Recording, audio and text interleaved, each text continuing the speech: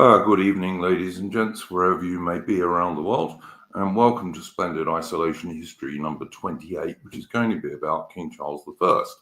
And I am delighted to say we have a very special guest this evening in the shape of Apostolic Majesty. As always, I'm going to start us off with a tune to give people time to join the stream and what have you. Take up the white man's burden, send forth the best ye breed. Go bind your sons to exile, to serve your captives' need. To wait in heavy harness on flooded folk and wall. Your new gods sullen peoples have devil and have child.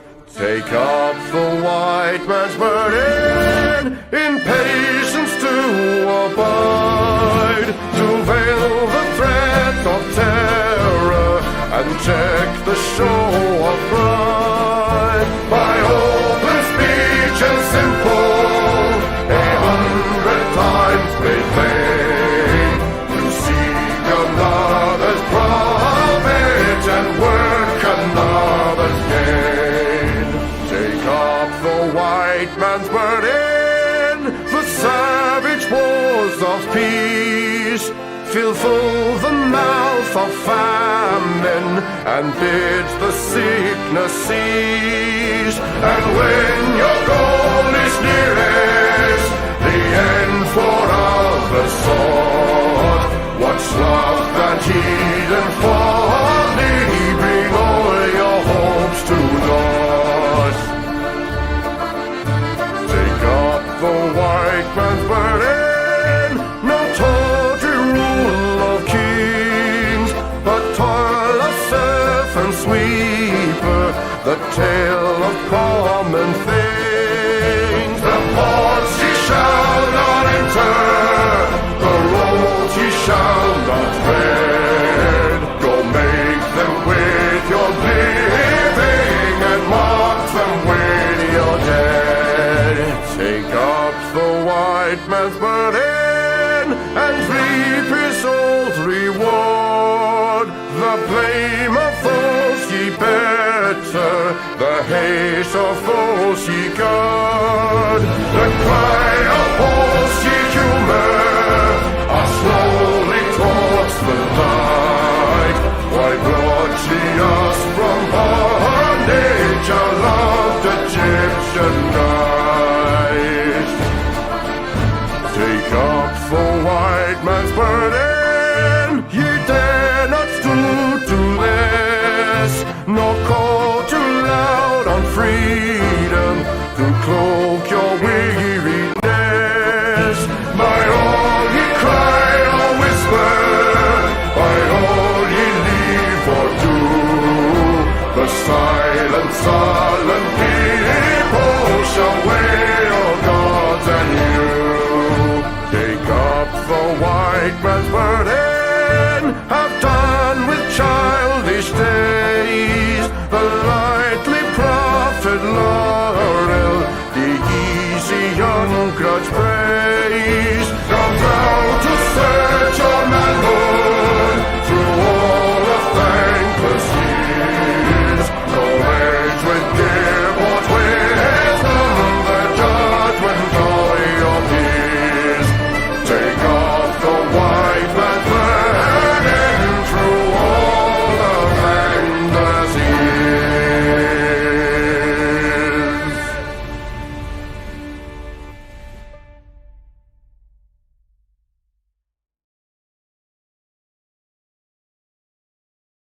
And that was, of course, the excellent Chris Gard. If you like good music, go and check out Chris Gard's YouTube channel. He's also on X, on Twitter. As I say, I'm delighted to say we have a special guest this evening, Apostolic Majesty. This stream, I must tell people, was Mitch's idea. I'm by no means an expert on King Charles I. And so you'll probably be happy to hear, you probably won't be hearing all that much from me during this stream. Mitch, how would you like to start us off? I'll probably just start by laying out the scene in terms of like how Charles came to be king in the first place. So he was born in 1600 to James VI of Scotland, who at that time was pretty much the heir apparent to the English crown, because by this time Elizabeth, the Virgin Queen, had no direct heir, and it was through Henry VIII's older sister, I believe it was, that you have the Stuarts come onto the throne, and thus this is how you get James I. And of course, Charles, he had like numerous siblings, but only two others actually managed to get into adulthood, which were, of course, you had Henry Frederick, born in 1596, and then you have the sister Elizabeth, born in 1598. And Charles was pretty much, in effect, like the youngest of three children who all survived to adulthood, because the rest of them unfortunately didn't. And this was a time where, like, so for example, James I, he inherited a fairly decent inheritance from Elizabeth. For example, the Irish situation was such that James got to reap the rewards of Elizabeth's policy of subjugating the Irish. The flight of the Earls, for example, of Hugh O'Neill, among others, meant that Ireland was no longer a massive thorny issue like it was, say, 10 years before with the 9 Years' War. And the Treasury was it was doing fairly well. And it was only because of James I, I hate to pronounce this word, profligacy, if I'm pronouncing that word right, that screwed over the financial state of the crown.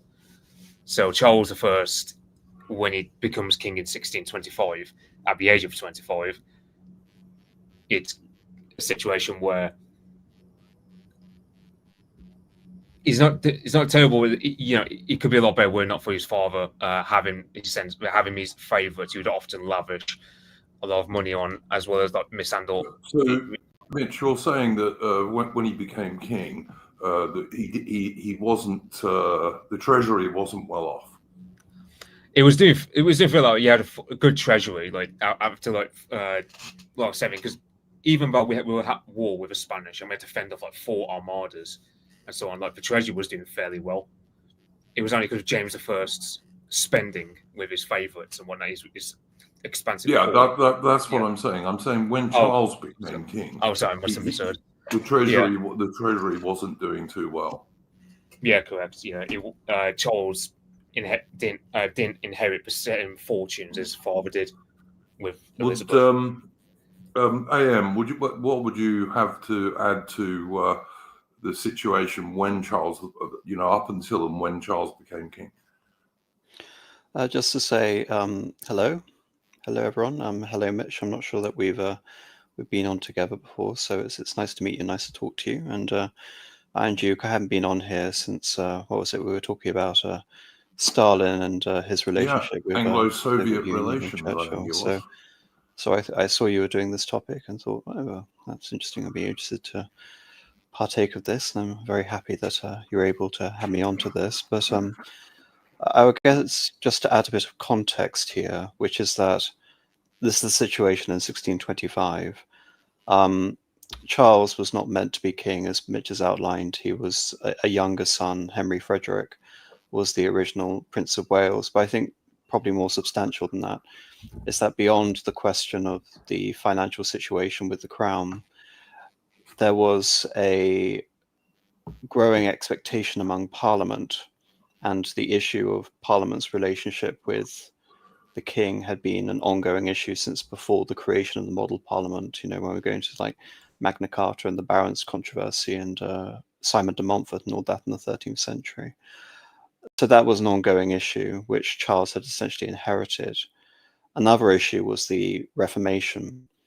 The Reformation had been, or rather you can say the schism of Henry VIII, when he declared his religious supremacy over the Pope, had created essentially a religious revolution in this country. It was presented as a restoration, but in many ways it was a revolution.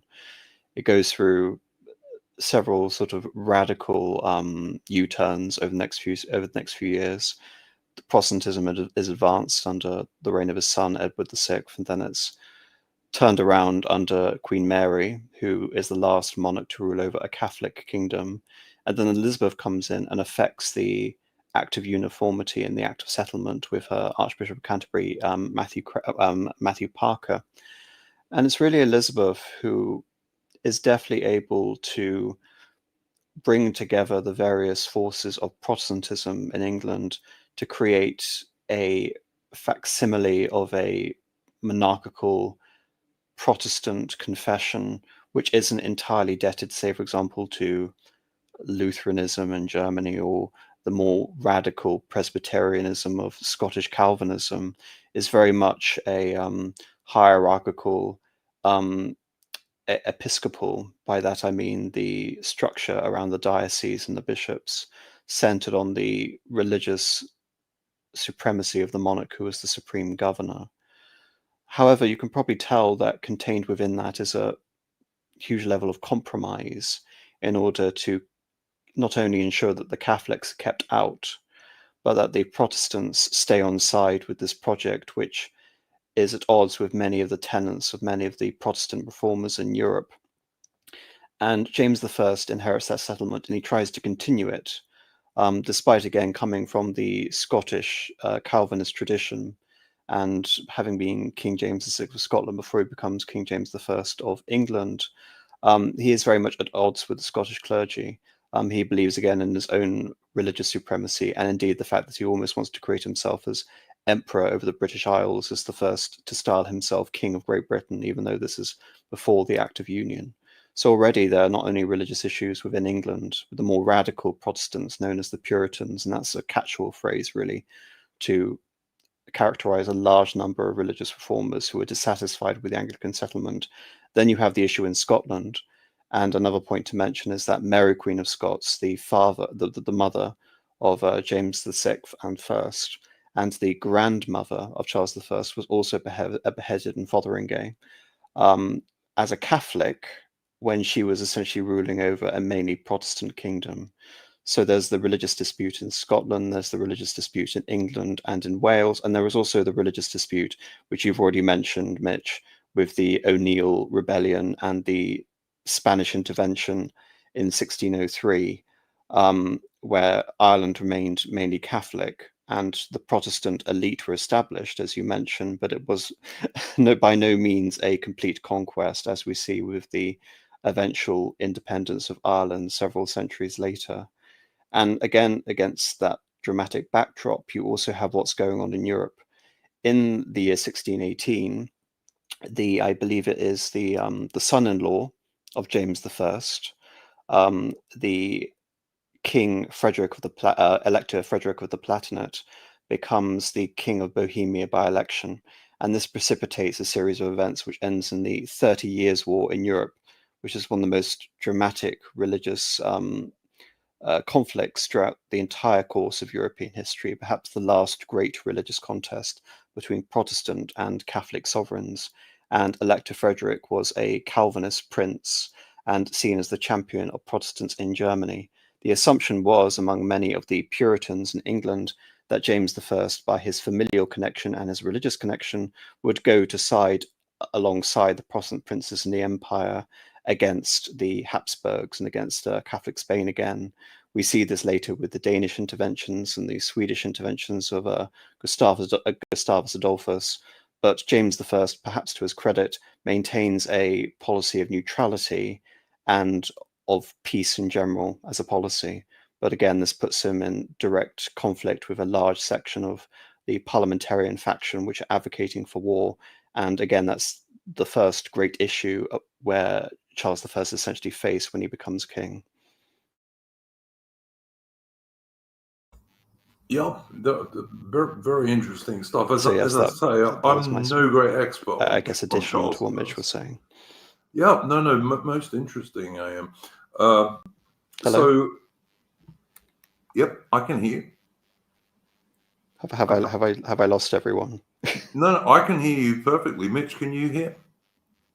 Yeah, I can hear you. I can hear both of you. Yeah, I can. We can hear you. AM. Let me go to the. Anyone in the chat? I don't know whether I've been cut off or. whether anyone can hear me.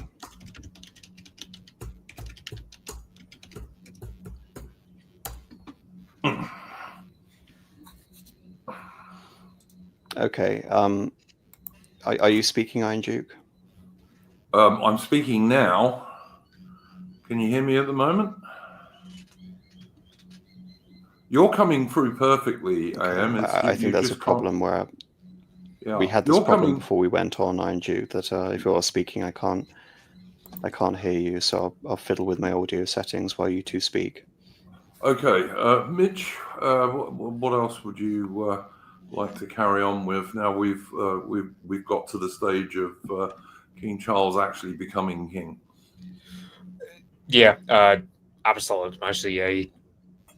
Yeah, expand on further detail because I'm trying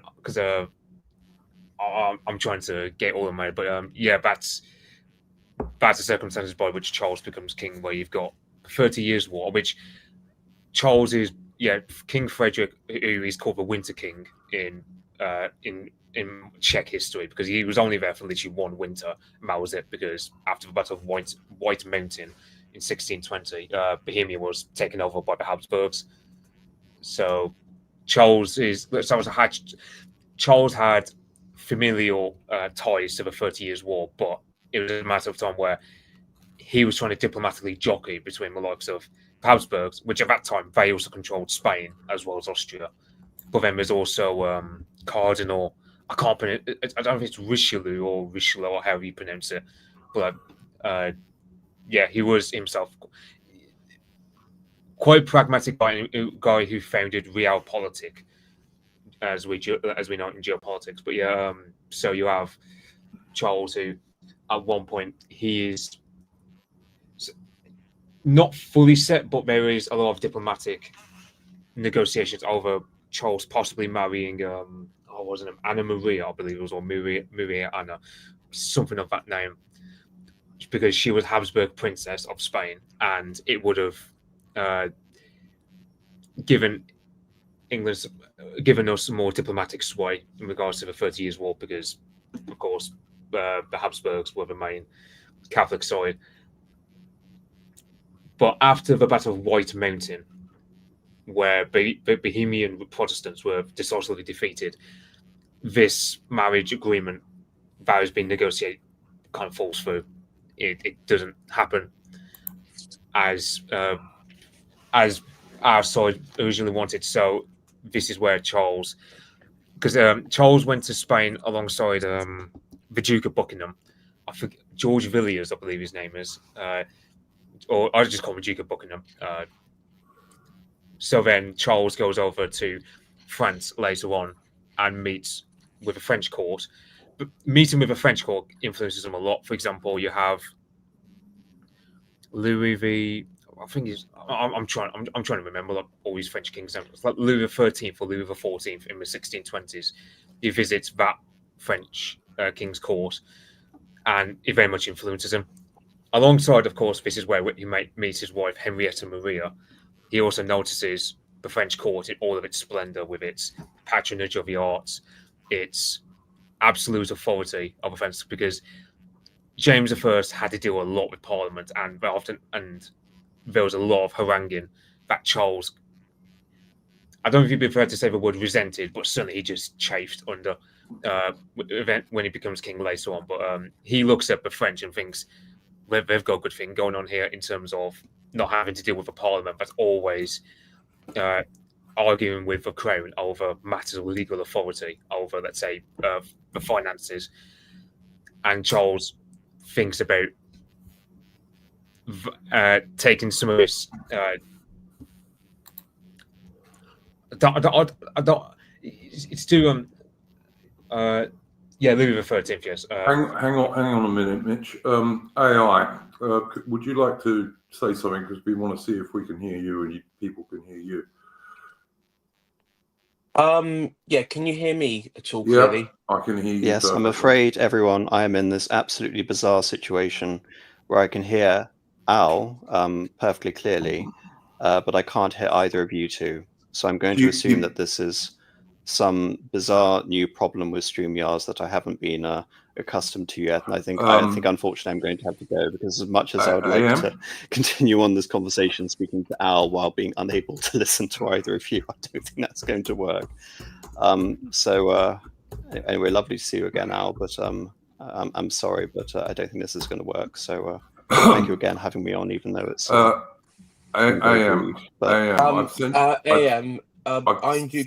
Iron Duke is saying that he's going to try something on his end that might. Yeah, let me see if this works. If not, then it's up to you. But he's just going to try something. Well, like I said, it's bizarre, isn't it, that I can hear you perfectly well. We've lost you. Yeah. No, I don't fancy being the medium. Does this work? Does this work now? Yes, I can hear you. All right, Mitch, please do the same. I'm going to remove you from the stage, and then you come back, and he should be able to hear you, I think. Can you still hear me, AM? Yes, I can hear everyone except Mitch. Okay, right. let me see if I can do this. Now say something, Mitch, and see if I am hearing you. Can everyone hear me? Yes, I can hear you now, Mitch. Right, yes, that seems to have solved it, AM.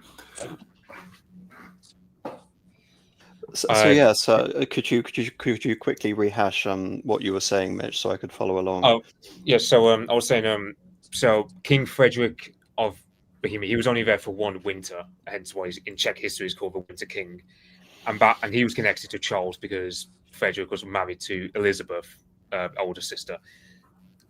When you have Charles, he was in he visited Spain alongside his friend, the Duke of Buckingham, over to Spain to negotiate a marriage alliance with the Habsburgs there via Anna Maria or Maria Anna, I forget the precise name, of Spanish Habsburgs.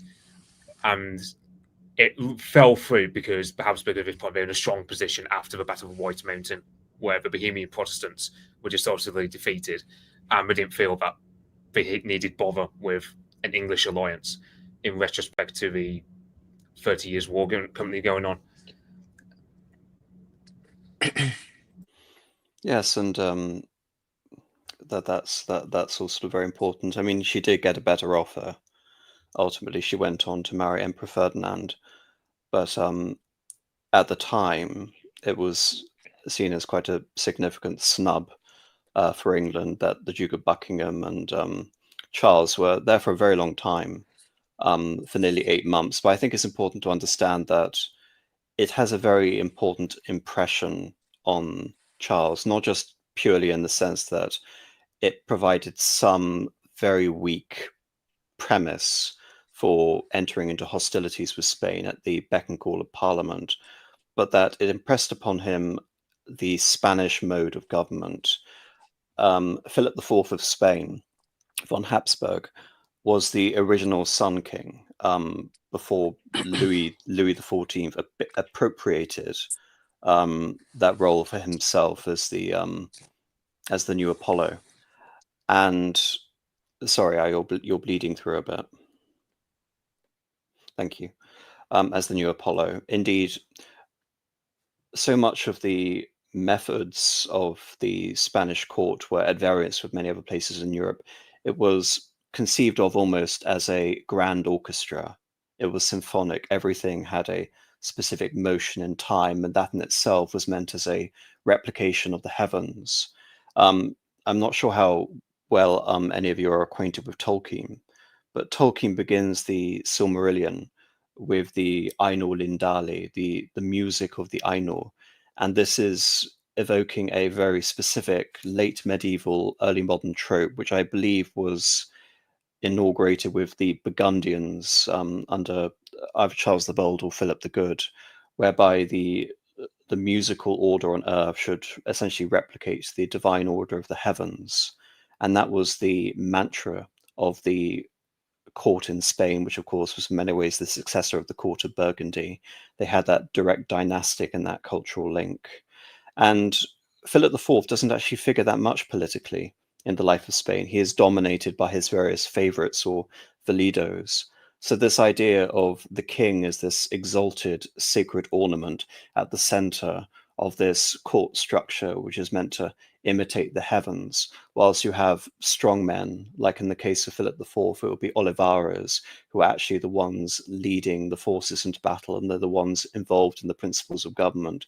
It seems that Charles imagines himself in that role for England, but he also looks to, say, for example, a Duke of Buckingham as that first potential valido equivalent in England. Later on, it'll be a figure like the Earl of Strafford. But it's therefore important to understand the cultural impression that this visit has, even though it's a diplomatic failure, or at least that's my impression. That's most interesting. As I say, this is not a subject that I'm any sort of expert on at all. But so what you're saying is that this influenced Charles I towards absolutism in some ways. Well, not just absolutism in the sense that obviously the king is the master of all things under heaven. Essentially, he is there as a vicar. He's there as a vice regent in a secular sense. There is the notion again that the eighth sacrament. There is a hidden eighth sacrament, which is the act of coronation. And in the case of England, it is the act of the anointing, which is to turn the monarch into a religious head in the sense that they're almost entering into holy orders. So that is significant. And that's not something which is novel to Charles. When Elizabeth maintained her religious settlement, she kept the coronation.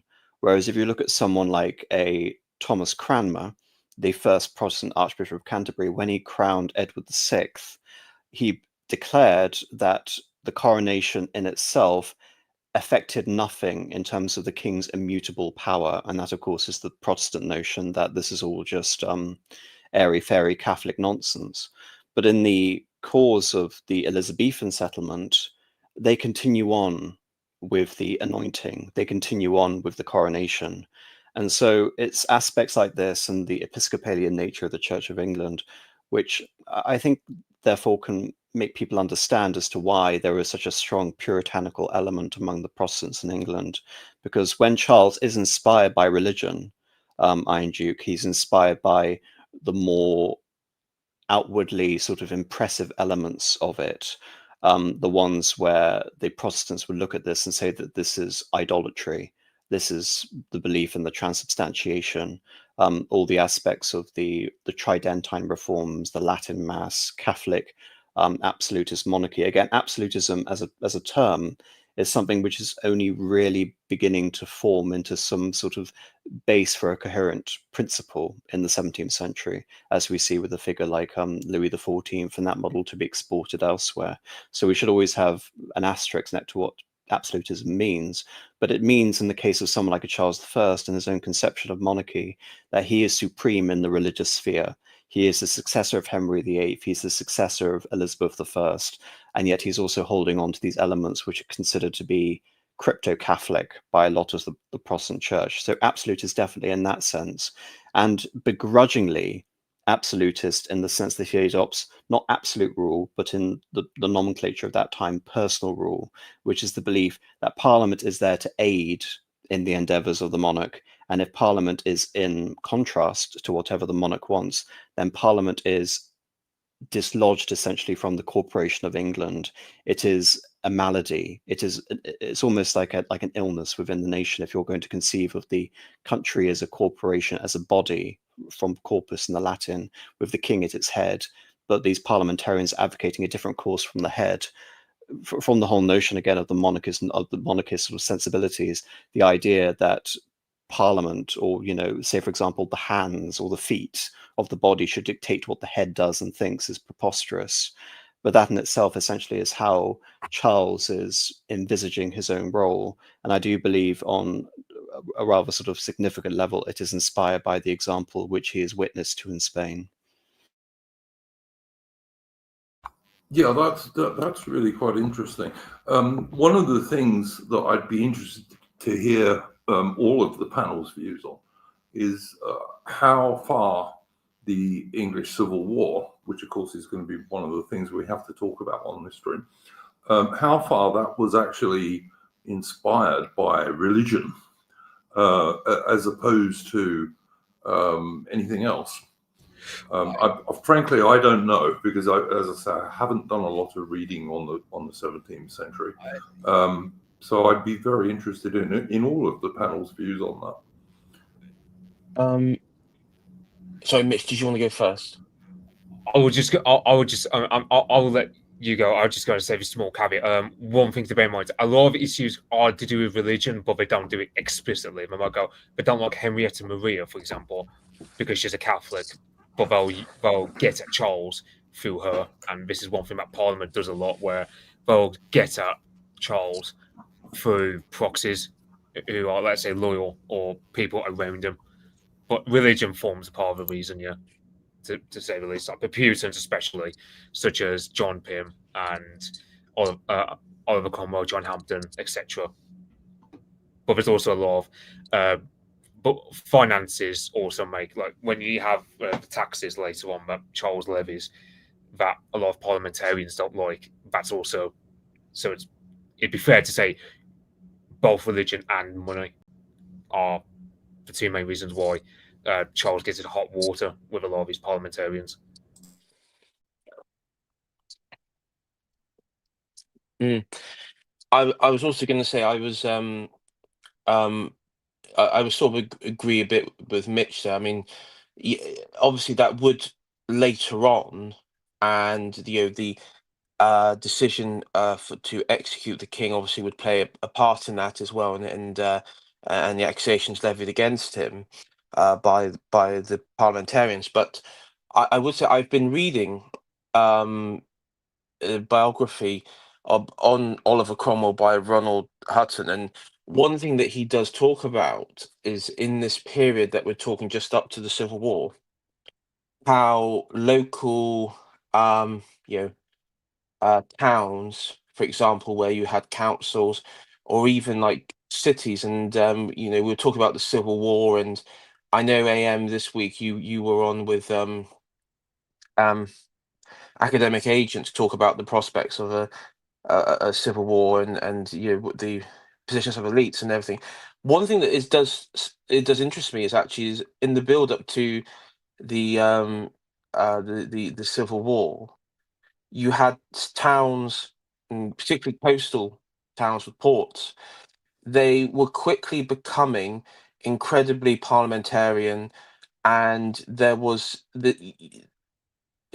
effectively was it Ronald Hutton is saying you have like this visible parallel society emerging in England, where it does feel like there is two authorities, to the point where that they weren't I think it was in Hull or somewhere like that. There was a direct refusal to accept one of the king's own men to enter. So I think in many ways I think in some ways the actual like I guess you call it like devolution, or where too much power and authority on the local level, which then assisted with Parliament, was stood in the way of Charles's vision for the country. It's sort of like a centralized, absolutist sort of model he was going for. I think again, because Iron Duke brought up the term absolutism, and I've been using it with an asterisk. And the reason I'll use it with an asterisk is essentially this: what absolutism in France, which is the exemplar in the 17th century, is most associated with, is the ability of the state to levy armies, vast armies. We're talking about up to 400,000 men in some of the wars of Louis XIV, and principally also of the state to have the monopoly of violence. That is completely incomparable to anything we have in the English tradition, where really up until Charles II, we didn't have a tradition of a standing army. And that again is an important point to note. It's interesting, Al, that you mentioned the port situation and the situation with Hull, because whenever I look at the tax issue, I'm going to find a way of essentially bringing this back to religion and politics more so than taxes. whenever I've looked at the tax issue regarding Charles I, it's not an issue in and of itself which is sufficient to galvanize the support of parliamentarians behind the radical action that they take ultimately in 1642, which is raising armies against the king. What it does do essentially is just add extra fuel to the fire which is building up against Charles I. One of the taxes he raises in particular, to add to your point, Al, is ship money. And ship money, of course, was disproportionately levied against seaside towns and ports, which invariably meant that the borough councils and the local governors went over to the quote unquote sort of proto-parliamentarian side, because that was essentially a way of exercising a small amount of independence and autonomy against the king when Parliament was not being summoned, because between 1630 and 1640, Parliament was not summoned and the king embarked upon this whole premise of personal rule. So you can see how the denial of representation and the usage of things such as ship money would galvanize that support in these localities, as you've mentioned. But from Charles's point of view, ship money was a revenue that he could raise without the consent of Parliament traditionally. When he was raising taxes, he believed that these taxes were as part of his historical privilege and not something that Parliament needed to concern itself with. Indeed, he won a court case in 1637 rather narrowly upon his own prerogatives to accumulate ship money. Another thing which Charles I never gives Parliament for is the tonnage and poundage controversy. Tonnage and poundage was, again, just a convention he perceived that when a new monarch is summoned, Parliament votes the monarch that right, essentially, in order to have, again, the basis of a stable exchequer. But Parliament did not grant that right of tonnage and poundage to Charles I when he became king. So again, right from the beginning, Charles I believes that Parliament is overdoing it when it comes to the assumption of prerogatives which were previously the king's, and something which I believe creates a almost interminable rift between Parliament and the king is the murder of the Duke of Buckingham, which Charles blames basically on the parliamentarians. So you can therefore understand from his perspective that all these questions regarding tax, the king is the executive, he needs the ability to raise revenue in order to establish the navy to prevent piracy and to protect the coastline. But again, it's the question of you're doing this during times of peace, and Parliament also wants war. It wants to engage in a war in the continent in order to either fight with France to what would essentially be to defeat the Catholics and the Spanish at the same time. So all of these issues are prominent, but you have to bear in mind that the precipitating cause for Charles to summon the Parliament in 1640 was over the Covenanters' War in Scotland. And by contrast, there had also been a ongoing conflict in Ireland, except in Ireland it was the Catholics who were rising up against royal authority. So the assumption essentially was from Parliament that the king was demanding that Parliament raise a budget for him so he could send off royal troops to defeat a Protestant army in Scotland whilst turning a blind eye to a Catholic army in Ireland. And together with the tokenism of Henrietta Maria, this just confirmed in the parliamentarian sort of demonology of Charles that he was pursuing a Catholic course against the wishes of the overall Presbyterian sort of parliamentarian anti-episcopal factions. And if you look at the radicalism and the motivating forces, we have to look at 17th century society as a society which is thoroughly theistic. To imagine that all of these political figures, to a lesser or greater extent, believe that their whole political philosophies were informed by divine justice and the divine order in the world. And so the association with Charles as a tyrant became a religious qualifier.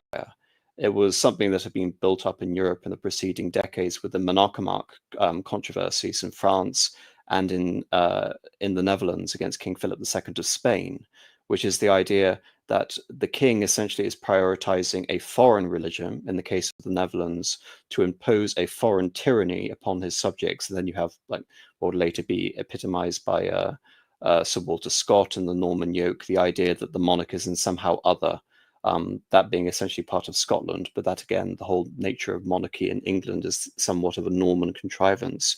So you have all of these issues, which I believe are a far stronger motivation, and indeed, when you talk about the Covenanters, a direct catalyst for conflict, this dissatisfaction with the religious settlement, and that the religious revolution that began with Henry VIII and was consolidated under Elizabeth I has to go further.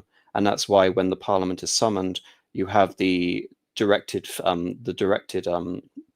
bloodlust of Parliament directed at figures like Archbishop Laud, who had been the one responsible for initiating the high church reforms of Charles I during that time, and he was eventually executed once the religious war began. So if you look at all of these things, I believe that the religious issue basically provided a shorthand for the camps that would form. And when you look into the mind of someone like a Oliver Cromwell, it's impossible to conceive of anything he did without a strong religious dimension permeating through every aspect of his thought. And of course, the Protestant notion is that it's not just the idea of Catholicism as some form of foreign imposition or going back to the executions under Mary and the list of English martyrs, etc., but that any association with the whore of Babylon from the Protestant point of view in Rome would essentially be submission to the Antichrist. So that, from my sort of historicist perspective, is a far greater motivation than quibbling over the legal prerogatives bestowed to Parliament vis-a-vis the king regarding tonnage and poundage and ship money. Yeah, that makes perfect sense to me. I mean, I think, as AM said, you can't really separate politics and religion in the 17th century. If you read books like Albion's Seed, for example, which I know some of our friends in America have been going through on some of their streams in the Old Glory Club, the different areas in America were settled by people from Britain who had very different religious takes on the world, and that very much affected how those places went on. Religion was kind of central to most people in those days, and I think these days, with the kind of society we have today, it's difficult for people to realize that. Yeah, I'll just to expand on AM when he talks about the Duke of Buckingham getting assassinated. The Duke of Buckingham was in charge of like 2 military expeditions, one to Cadiz, which went pear-shaped, and then there was one for La Rochelle, which was besieged by the French. La Rochelle, of course, being held by the Huguenots or French Protestants, again, which went pear-shaped. And then when Duke of Buckingham returns in 1628, he is assassinated in such a way that Charles is visibly distraught, as Sir Edward Hyde puts in his memoirs, whereas Parliament, all elated. They're all cheering on the fact that he got assassinated. And this is one thing that really turns Charles against Parliament, as AM said. The other thing is, regarding like the personal rule period, economically, it wasn't too bad for Charles. I mean, he was, for example, he levied like heavy customs duties for like ships bringing in stuff from abroad, but because of the 30 Years' War going on, it was a matter of, well, Charles could afford to do that, and trade still flowed into England. Like, it was generally, to say the period, yeah, it was generally a good time of peace, and there could be some complaints on part of, I don't know, guys like William Prynne, who didn't like what Archbishop Laud was doing, but let's say, if I was around back then, bearing in mind that my ancestors back then would be commoners, I don't think there'd be much to complain about from their perspective towards the king. As for the Covenanters' War, that was an expensive one. And by all rights, Charles should have won it. However, there was treachery within his camp. Like, for example, when Charles calls Parliament, he's doing so with guys such as John Pym, Robert Rich, as was his brother. I think Henry Rich was his brother or cousin, something like that. So the Earls of Warwick and Holland, who themselves betrayed Charles and during the Scottish Bishops' War, because when Charles marshals his army up into northern England, he's already getting some stick because a big chunk of his army are conscripts who've never been to war, because you've got to factor England hadn't really been to war for a long time, so there was a lot of inexperience among our troops. And England had never had a standing army, Mitch. If people don't, as I said earlier on, one of the differences between England and most continental nations, and certainly France and Spain at that time, was that England had no standing army. We had quite poor troops. The Navy was quite professional, obviously. You know, we had all the Elizabethan heroes of the Armada era. But on land, the English and British forces were quite backward. Probably the best trained troops in England at the time that the Civil War broke out were the trained bands in London, but that's not saying very much. You know, there were no professional soldiers in England, really. You'd need to look to the War of the Roses for a comparison of this. Yeah, and the other thing is, so when Charles gets his army up in northern England, nearby the Anglo-Scottish border, he's able to supplement his army with Catholic mercenaries from Europe, which, of course, doesn't sit well with the usual suspects down in London.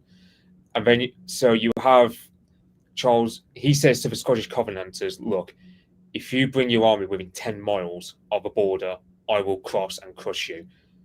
And the Scottish army was, I believe, around the area of Kelso, which I'm trying to think that's within, trying to think where it is.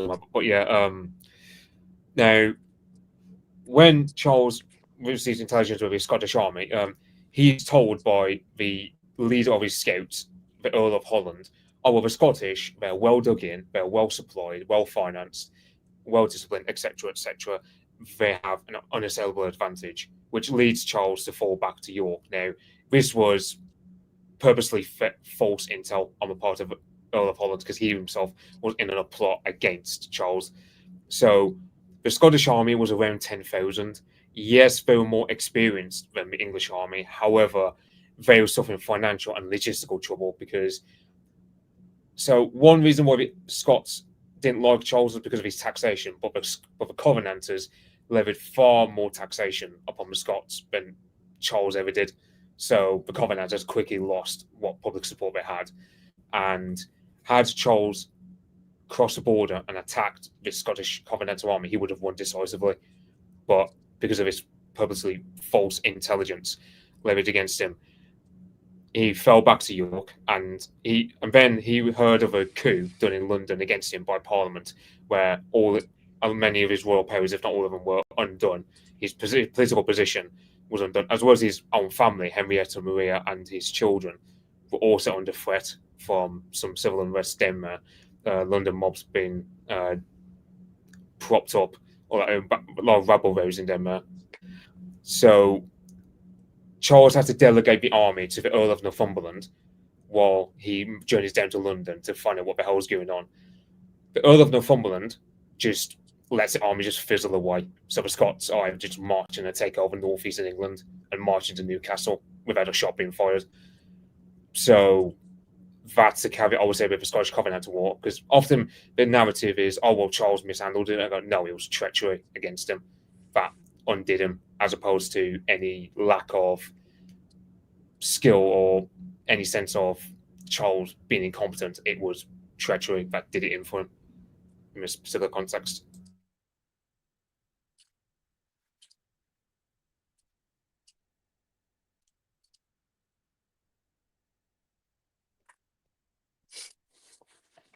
This is interesting, Mitch. I mean, I'm sitting here and learning stuff because I honestly don't know much about this period. What's your take on what Mitch was saying there? No, I essentially agree. I think what is almost remarkable looking at this period in history is how badly the king was supported by his subjects. And the question essentially is why? And obviously I've already pointed to the religious motivations, the sentiments here, but also again it's the assumption among many of the parliamentarian faction basically that they are owed a seat at the table, they are owed representation and power, and also a part, I would say, of the demythologizing of the royal mystique. This begins really with the death of Elizabeth I. I mean, Elizabeth I, as everyone knows, created a model rule which was based on a Protestant interpretation, essentially, of the Virgin Mary. The Virgin Queen became Gloriana. She was ageless. She was married to England.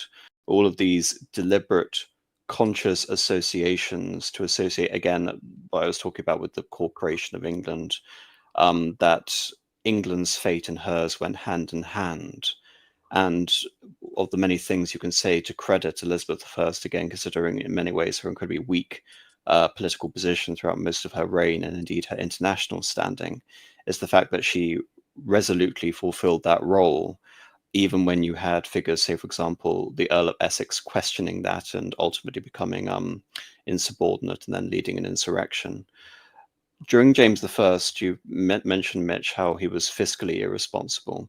Well, James I undermines a large section of that goodwill and that royal mythology which had been invested in James I. Basically, James I had all of the monarchical pretensions and aspirations to the heights and the power of Elizabeth I and the ability to command the entire nation of Britain as King of Great Britain.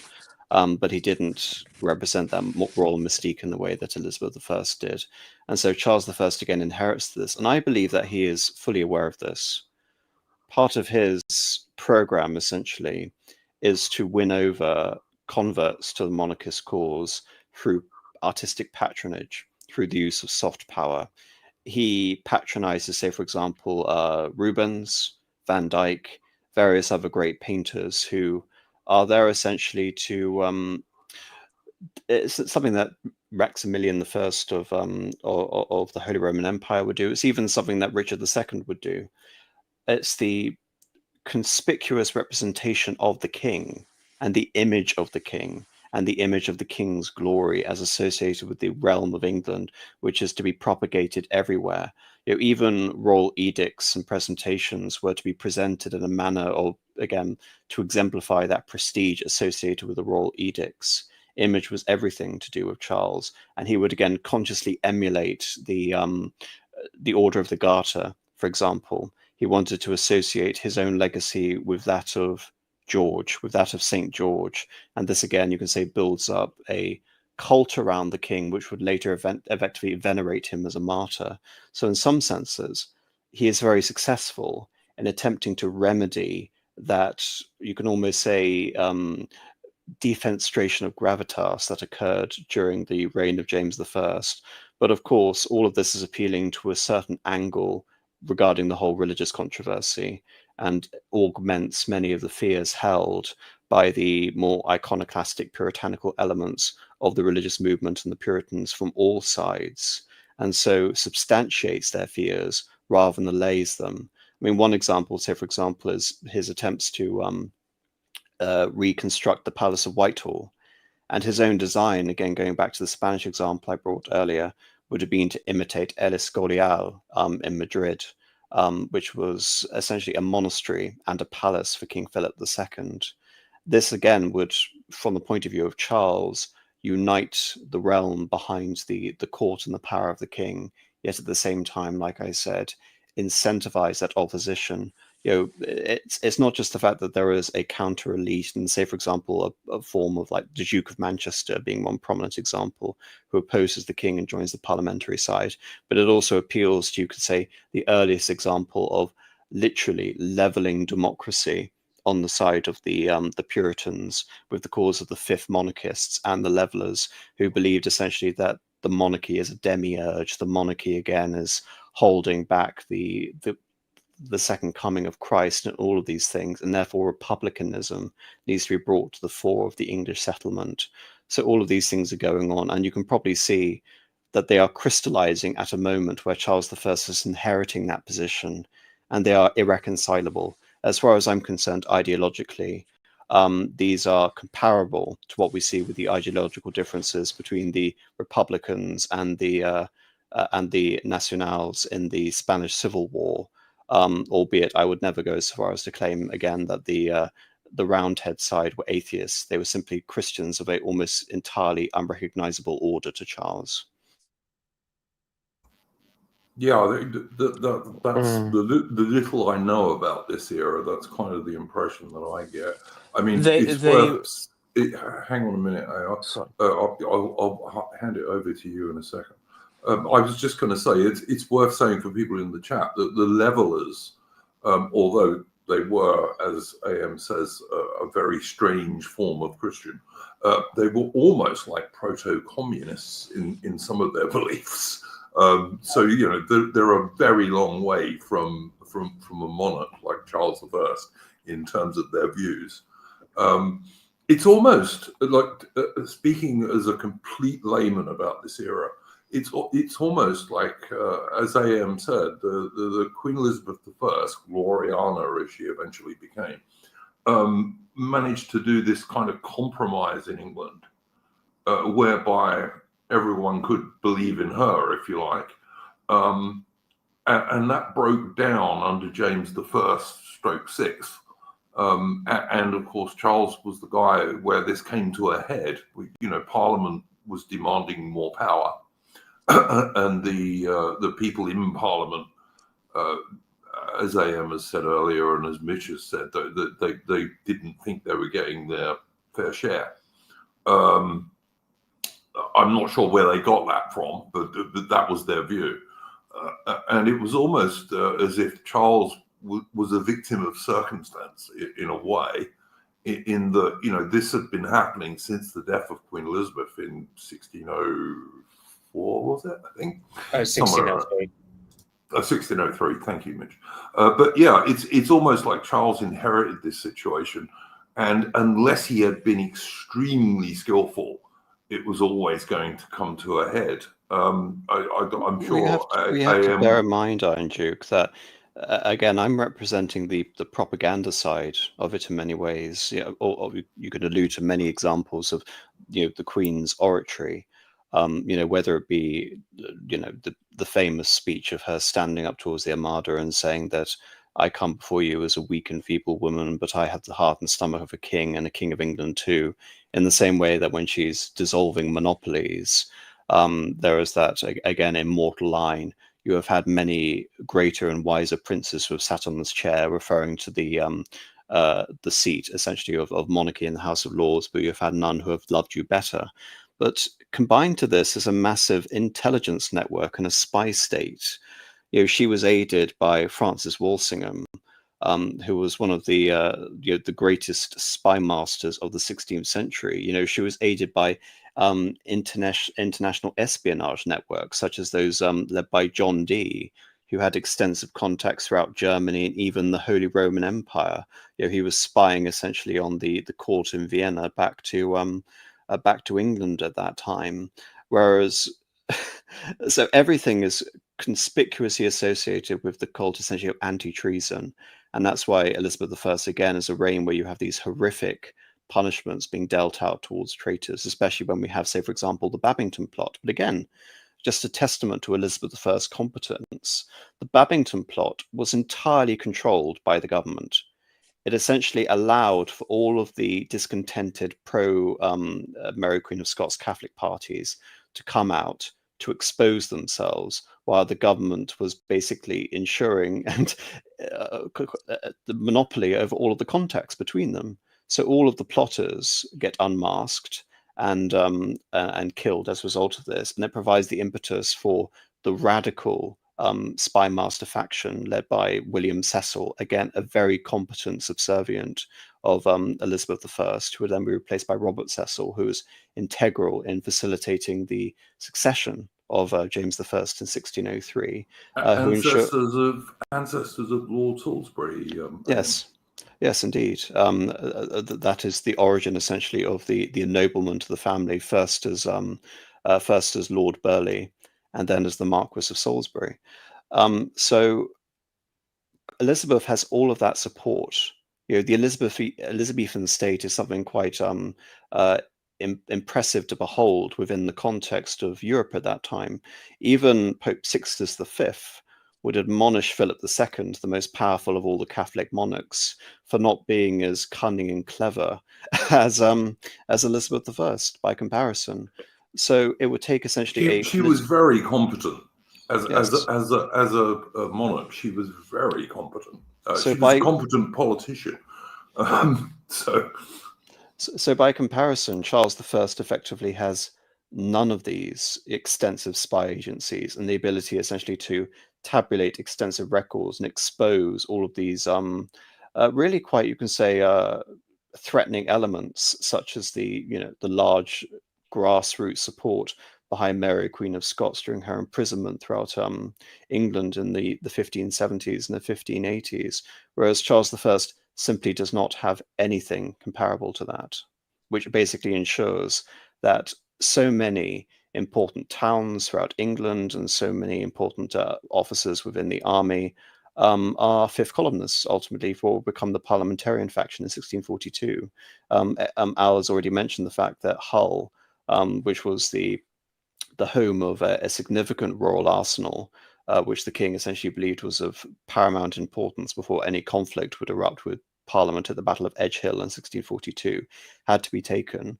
But the governor refused. And again, that's simply just a basis upon which monarchical authority within England had virtually collapsed since the time of Elizabeth. How far I am would you say that is because James I and VI was originally a Scottish monarch rather than an English one? Do you think that had a big impact on this? I don't think it has as significant an impact as many would assume, and the reason is that James I, again, he was the son of Mary Queen of Scots. Mary Queen of Scots, who was a Catholic, who again had pretensions to divine right monarchy throughout the entirety of her reign. And despite again being forced to abdicate the throne in Scotland, she would come and retain those pretensions in her defense during her treason trial against the essentially the minions of Walsingham. But when he came down, effectively, he was far more amenable to the English settlement under Elizabeth I, because he found aspects to it, especially in his own monarchical writings, than anything in the Scottish monarchical case. So if anything, you could almost say that he had already been thoroughly anglicized before he came down. And again, with the figures like Robert Cecil, there was a direct continuity between the Elizabethan government and the Jacobean government, and to ensure that loyalty among many of the princes who the nobility or the lesser nobility, who may say, for example, support another potential claimant for the throne, and there were some, he created the baronets. Basically a sub-branch of the aristocracy beneath that of a baron, in order to ensure their loyalty. So he came already with a Elizabethan anglicized royal program. He came with a large section of bribes and royal appointments to ensure their support. And he managed the gunpowder plot controversy, which again, for the immediate benefit of someone like James I, it worked extremely well, because it solidified essentially the control around the king as being the victim of this Spanish Catholic plot to blow up the Houses of Parliament with the king inside, which again, like the Babington plot, was never a serious threat, and it was discovered long before it got anywhere. But regardless, the stigma against Catholics, when associated with that, carries forth through into the reign of Charles I, and now that Catholic sentiment is being used against the monarchy, not in its support.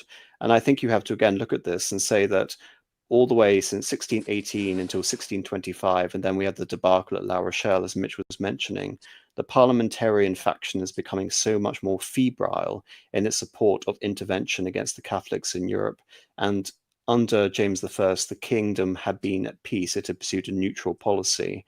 And so you can say it was actually rather politic of Charles I to dissuade himself of his father's policy and go towards war, But as everything ultimately transpired involving the military record of Charles I, it ended up in disaster, whether through his direct culpability or through the acts of treason or incompetence by others. And unfortunately, that simply compounds the problems that had been left by James I. Yeah, most interesting. AI, I know you've been trying to say something. What did you want to add? I mean, yeah, I was just going to sort of mention the sort of, the as you were mentioning, sort of like the proto-Protestant stuff, but I mean the conversation's a bit moved on for that. But yeah, I mean, I think I I I just wanted to sort of touch on the symbolic bit which people sort of remember. So you had Charles, the Charles King Charles storming Parliament, right, to arrest what was it, John Pym and the others. AM, so that's quite considered quite like a significant event. It's usually referenced in documentaries and books and everything. Um, how significant was that in reality, though, for what was going on at the time? Was this just was this like a a sort of a game-changing moment in the kingdom, or was this just, this has just been revised retrospectively as something important?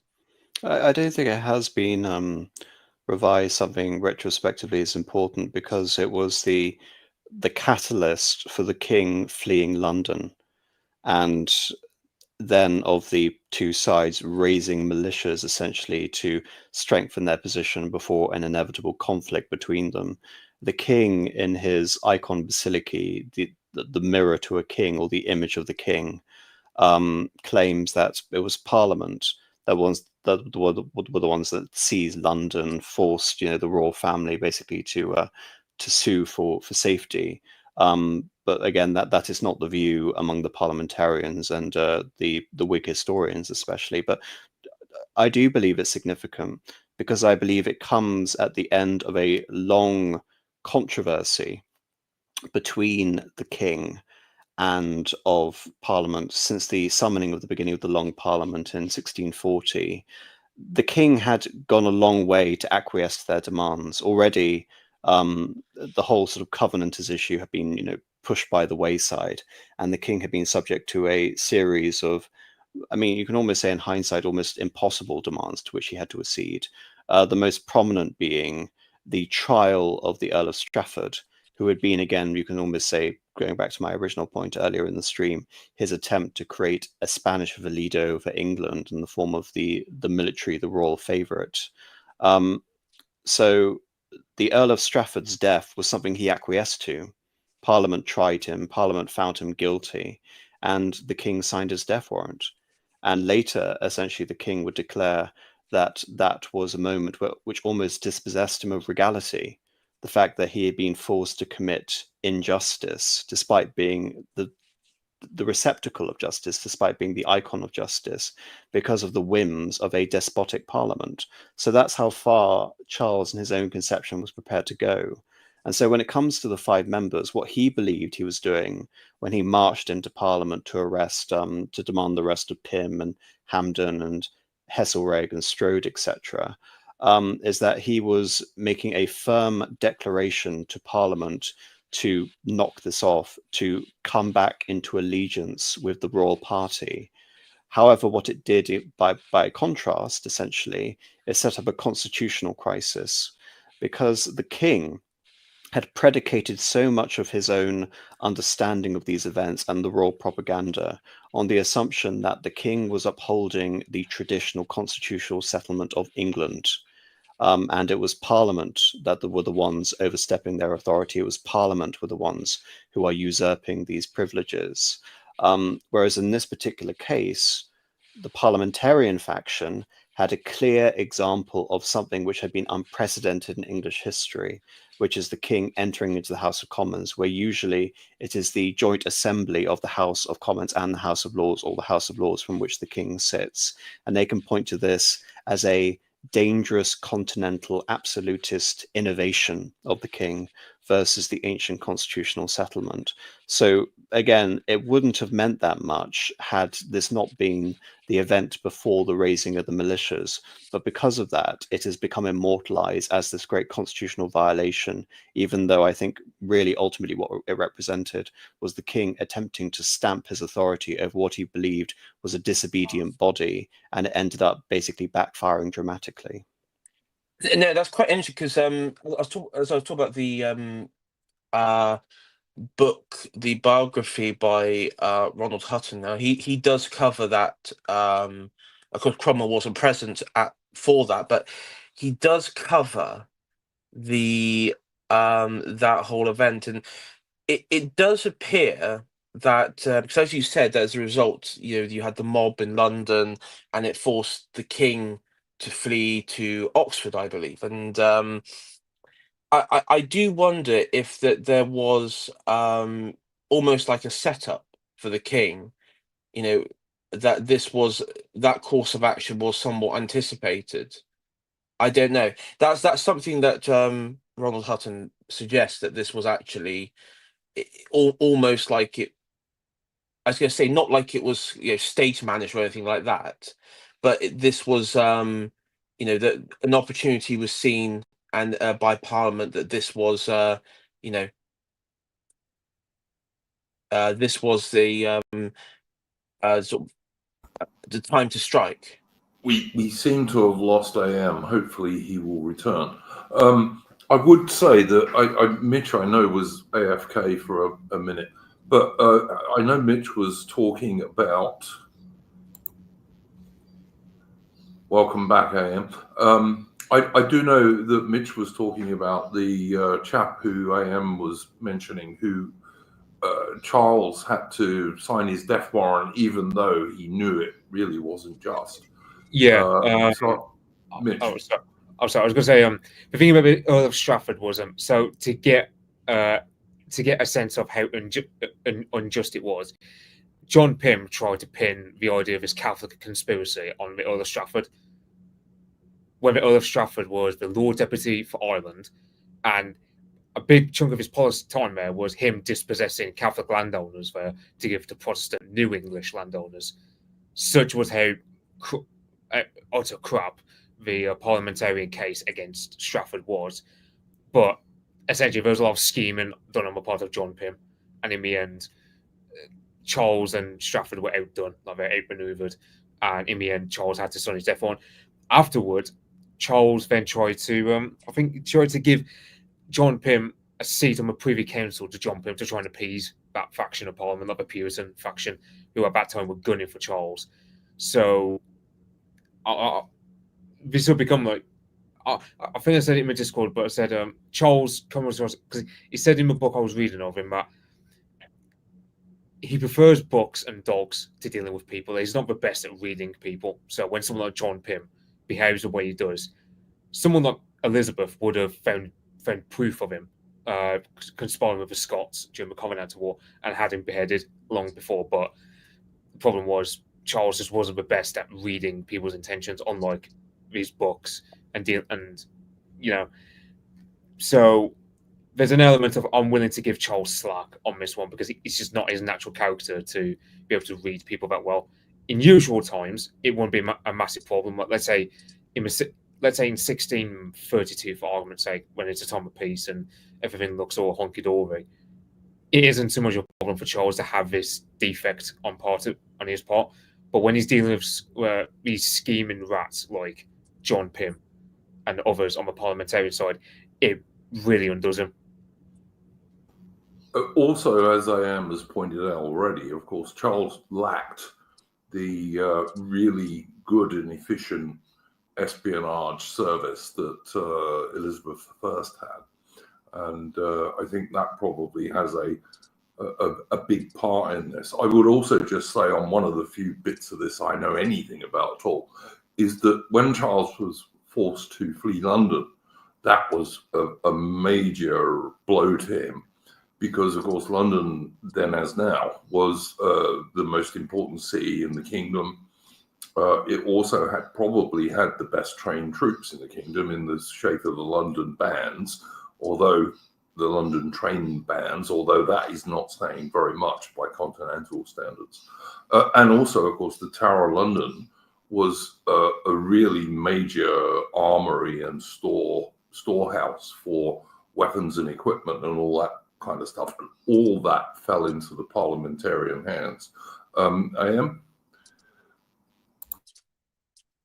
No, just to concur with many of these points, albeit, like I said, I think the important thing is to note, even if Charles was essentially, again, what I find remarkable about Charles is that, given the disposition of the country and given the hostility he'd faced over, again, the usage of, say, for example, his royal privileges over ship money, I don't see how he could have believed that calling Parliament to deal with the Covenanter issue could have gone any other way, unless, again, it was an act of pure desperation. But of course, it ends disastrously for him. It's the single most disastrous aspect of his reign in calling that Parliament, when Parliament had every justification from the point of view of its own prerogatives to redouble all of the things that Charles I essentially believed it was guilty of in the few years before essentially he dissolves the original Parliament in the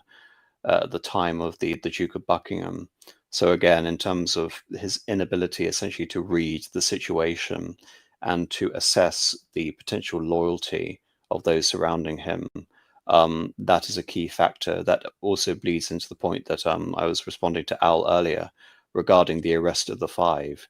It was just majorly miscalculated to act of this, again, cause célèbre for the opposition, which was essentially a self-own, in the same way that him executing the Earl of Strafford removed him of a capable general and devoted follower at a time where the king and his family were most vulnerable. Yep, sure. Makes sense to me. Mitch, AI, anything you would like to add to that? I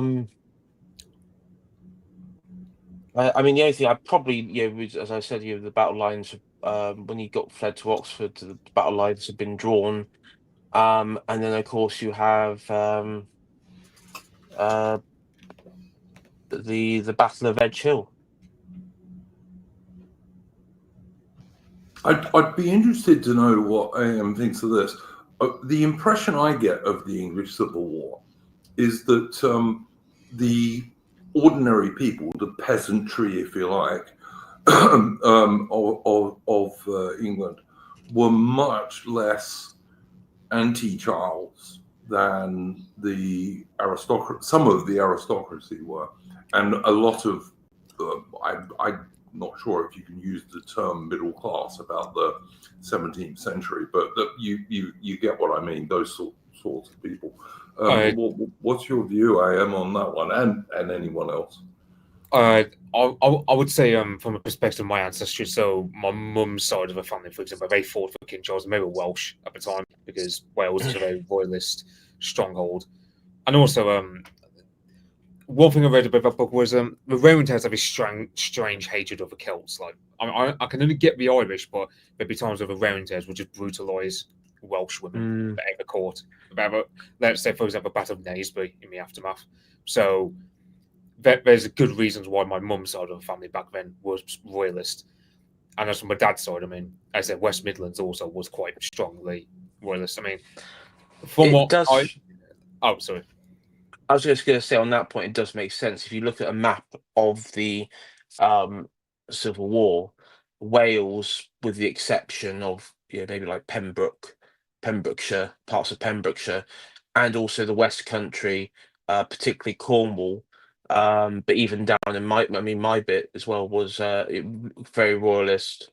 Again, you had smaller enclaves. I think The west of England and Wales was generally loyalist for sure. I mean, the exception would I think Exeter, Plymouth, or I think Exeter and somewhere in Cornwall, maybe like down at St Ives or somewhere like that. There was parliamentary support there, but on the whole, the West Country was very royalist, same as Wales, and that remains so. And even towards the end of the war, you had a sort of royalist resurgence in the West Country in battle, particularly with the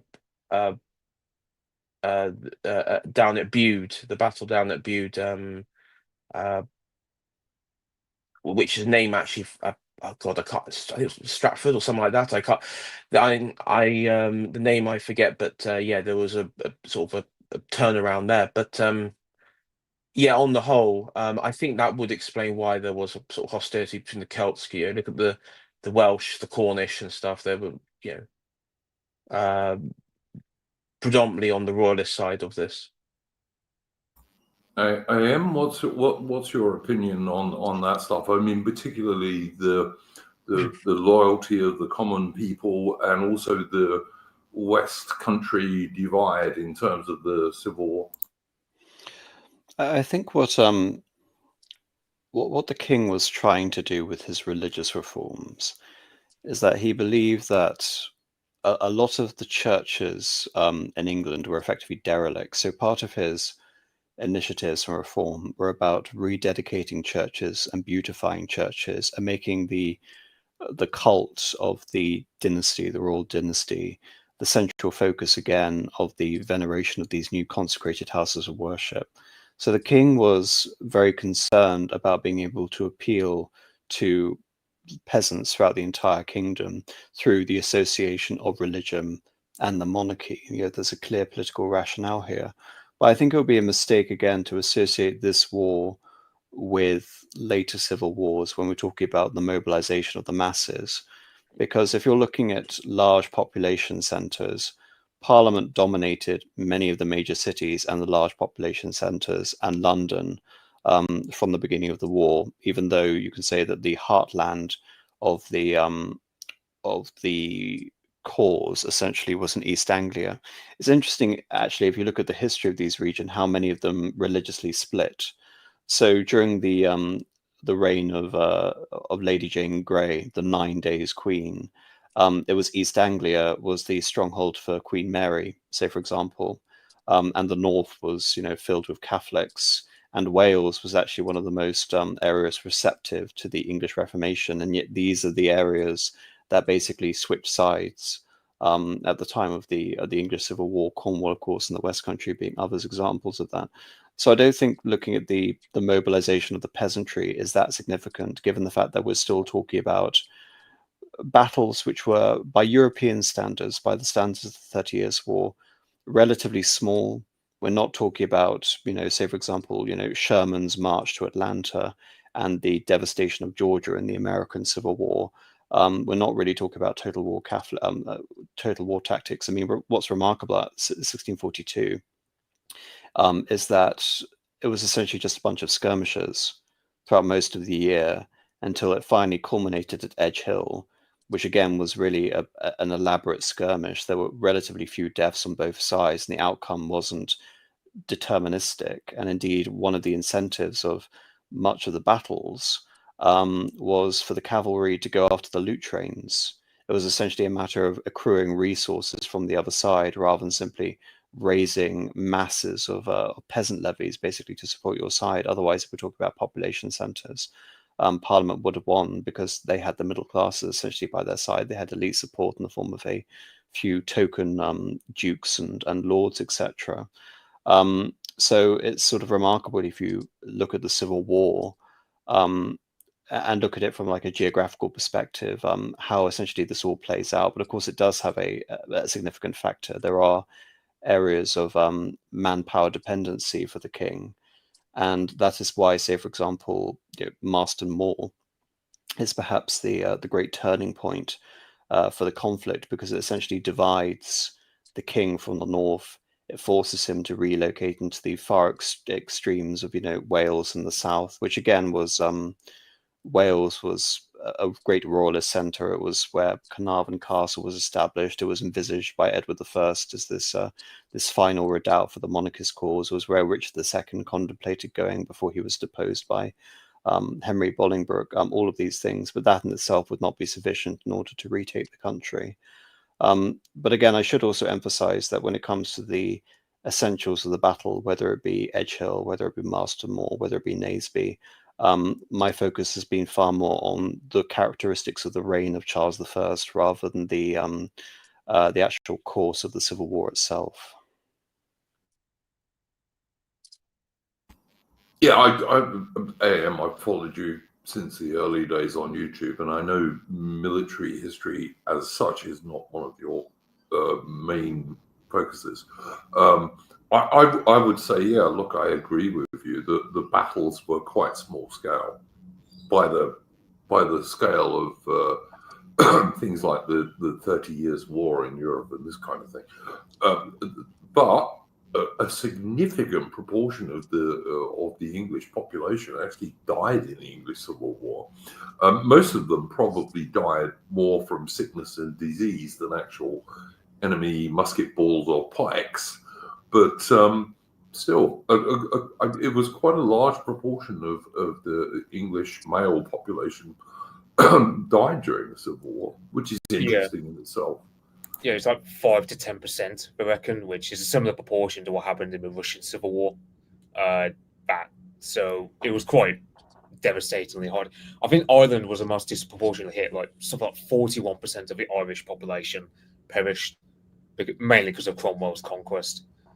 But it affected everyone. I mean, you had for example, it's worth mentioning, Mitch, that one of the reasons we have a Royal Navy and a Royal Air Force, but the Army is merely the British Army. One of the reasons for that is that most, not all, but most of the British Army traces its ancestry back to Cromwell's New Model Army. That really was the origin of the modern British Army as it is even to this day, in the sense that we still have one, which is not much. But anyway, that's worth a mention. Sorry, mate. Because I know IM isn't like. I probably will be condensed in Civil War too. So you have the early phase of a war, which there's a lot of blundering because, as I said, like there hasn't really been a major war on our part since the Wars of the Roses. So there's a lot of blundering. Like you have, for example, Battle of Edgehill, where there was I forget the precise moment, but there was a moment where if Prince Rupert charged with his horse and pursued the parliamentarian for him at such a scenario, he could have ended the war right there and then. I mean, because the original plan was a decisive battle at Edgehill and then march on to London. But because of the heavy losses suffered by the Royalists, they couldn't capitalise on the victory, even though in a tactical sense they won because they possessed the field. But strategically, it was a disaster because everyone knew from there on the Civil War wasn't going to be over by Christmas. I think one should know when I'm talking about casualties. Again, I'm looking at this in relative terms. Whilst this is going on, we're talking about the remaining years of the 30 Years' War. And in the 30 Years' War, we're talking about around 7 million deaths versus perhaps fewer than 100,000 dead in the English Civil War. I mean, by comparison with what's going on in Europe, the English Civil War is effectively a skirmish. And as a percentage of the population, I mean, the population of England was actually growing since Elizabeth had stagnated for a long time throughout most of the 15th century. But it was during the reign of Elizabeth that the population, I think it grew by as much as 25 to 30% during the reign of Elizabeth. Again, a testament to sort of the prosperity and the reversal of the demographic crisis that had been the case really since the 30 Years' War. So even as a percentage of the War of the Roses, which I'll concede was a more drawn out conflict over a larger span of years, the actual death toll was slightly more reduced, but just a point of comparison. Oh, absolutely. I mean, it is often said, and I'm not sure how true it is, but it's often said that the more limited wars, which again is a controversial thing to say, but the more limited wars of the 18th century are sometimes seen as as kind of a result of the excesses of the 30 Years' War in Europe. Yeah, I know. Like, I think like the British Army have a policy of paying, as opposed to looting off looting. Like, for example, you have buying. He insists that any food must be bought. It can't be looted or plundered off a population. And that was because back in the English Civil War, you'd have cases where, for example, Prince Rupert, on his way to London, he takes over Brentford, which at that time Parliament was really panicking. Like, they had to get like Devereux's army from a battle of Edgehill, like the battered remnants of it, like that weren't fully recovered, plus the trained bands of London, as well as people, the mobs of London, had to create some makeshift barricades and whatnot in Turnham Green.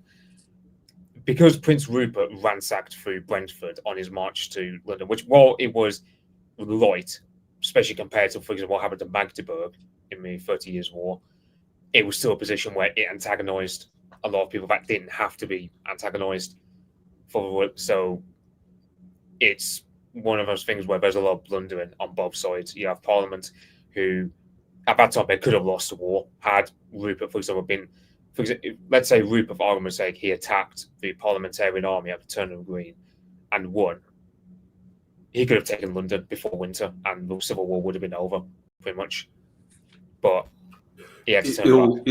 Ill-disciplined troops. Perhaps even the start of the British cavalry idea of charging at everything and then losing your head, which went on for a long time. I mean, you even see it at the Battle of Waterloo in 1815. British cavalry, they were brave, they were good at charging, but they weren't always well disciplined. Yeah, Prince Rupert. Wellington never trusted his cavalry. Yeah, so yeah, Prince Rupert was not Prince Wellington and George Gordon, as like I mentioned the Battle of Marston Moor being a decisive one. Yeah, that was a decisive battle. One of the main reasons of Royalists lost because the Royalist cavalry, led by Rupert and George Gordon, just shot. Like, they spent their time pursuing a portion of a Parliamentarian army that had routed, rather than staying on the field and contributing to the defeat of what was left. Instead, you have what later came on with Cromwell with his Ironside. They routed parts of the Royalist army, but they stayed disciplined and didn't chase them completely off the field, and they stayed disciplined enough to stay on the field and then defeat the rest of the Royalist army. So Marston Moor could have been won, and Prince Rupert gets harangued unnecessarily for a long time, saying, "Oh well, you wasted the one good chance to win the war," because Charles gave his ambiguous order. And whenever someone were, like, let's say, for example, in the Anglo-Dutch Wars of under Charles II, whenever someone were to question Rupert would always bring up this letter saying, "Look, this is what King Charles ordered me to do," in the lead up to Marston Moor. So Charles I, yeah, he wasn't a military guy at all. And in fact, in the lead up to Marston Moor, like, he was told by Rupert, "Look, hold down in Oxford, just defend and don't sally out."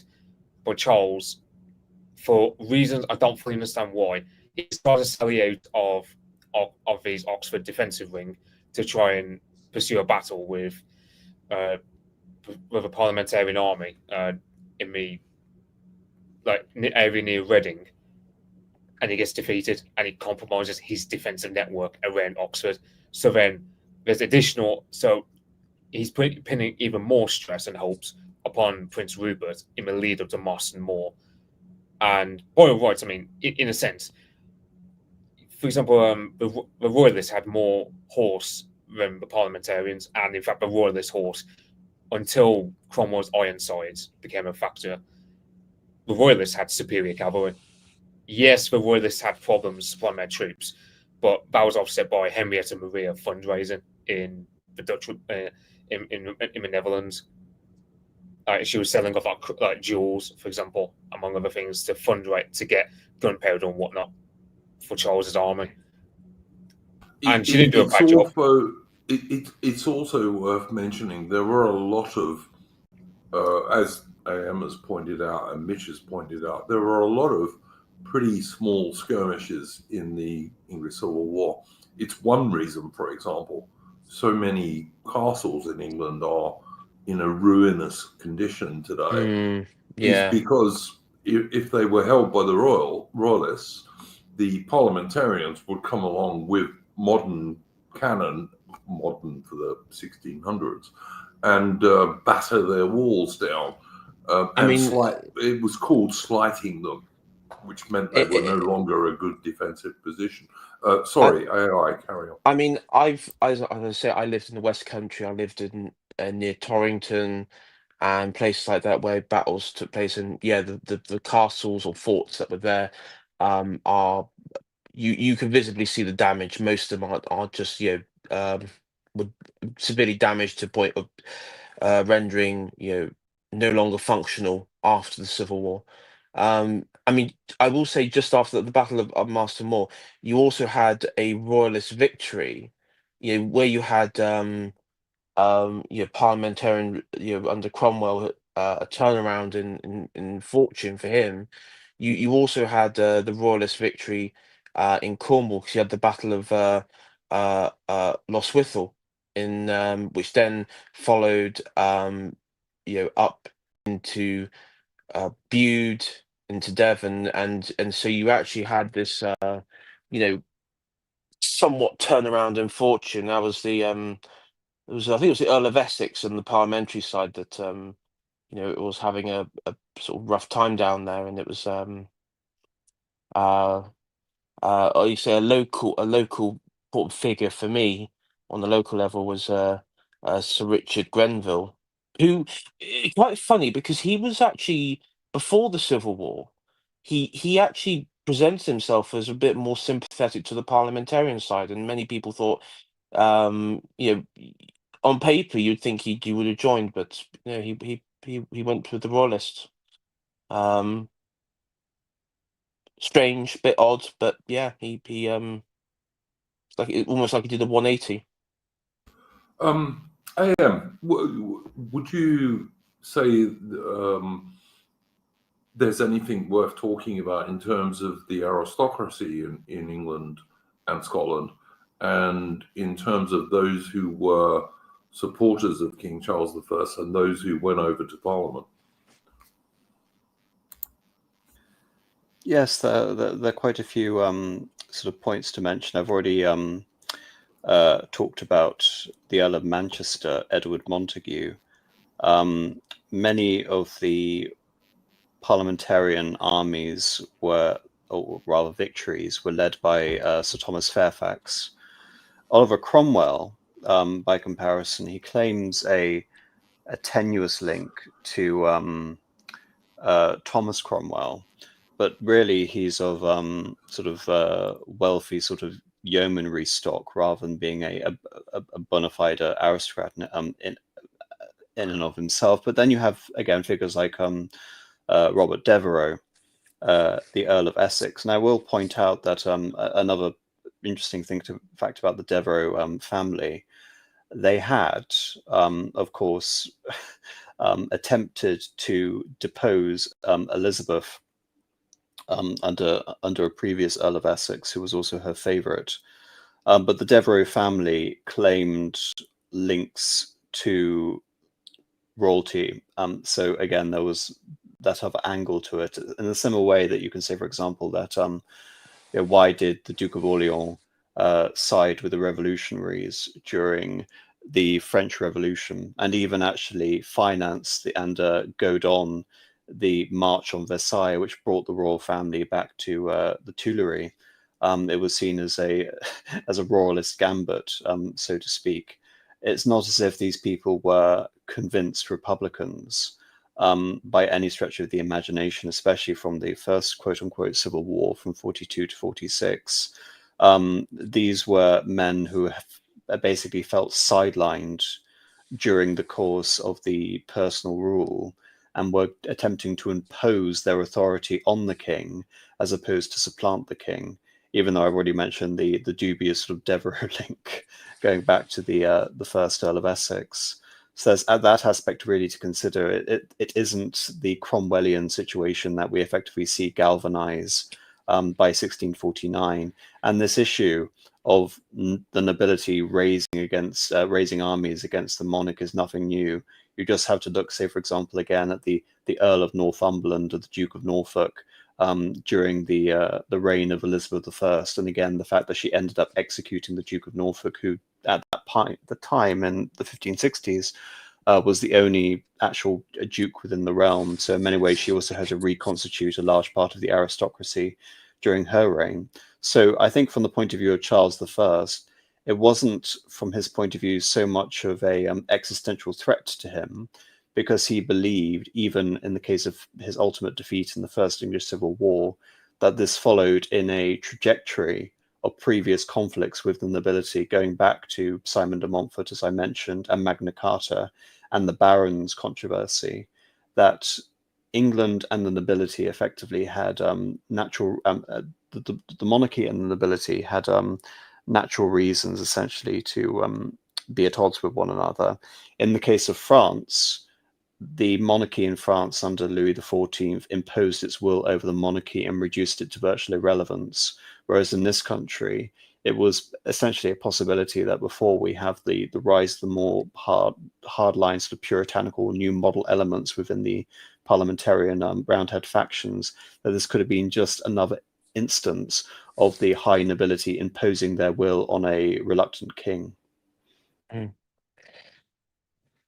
Did we want to maybe get on to another sort of before I sort of head off? I was talk about the trial of Charles I.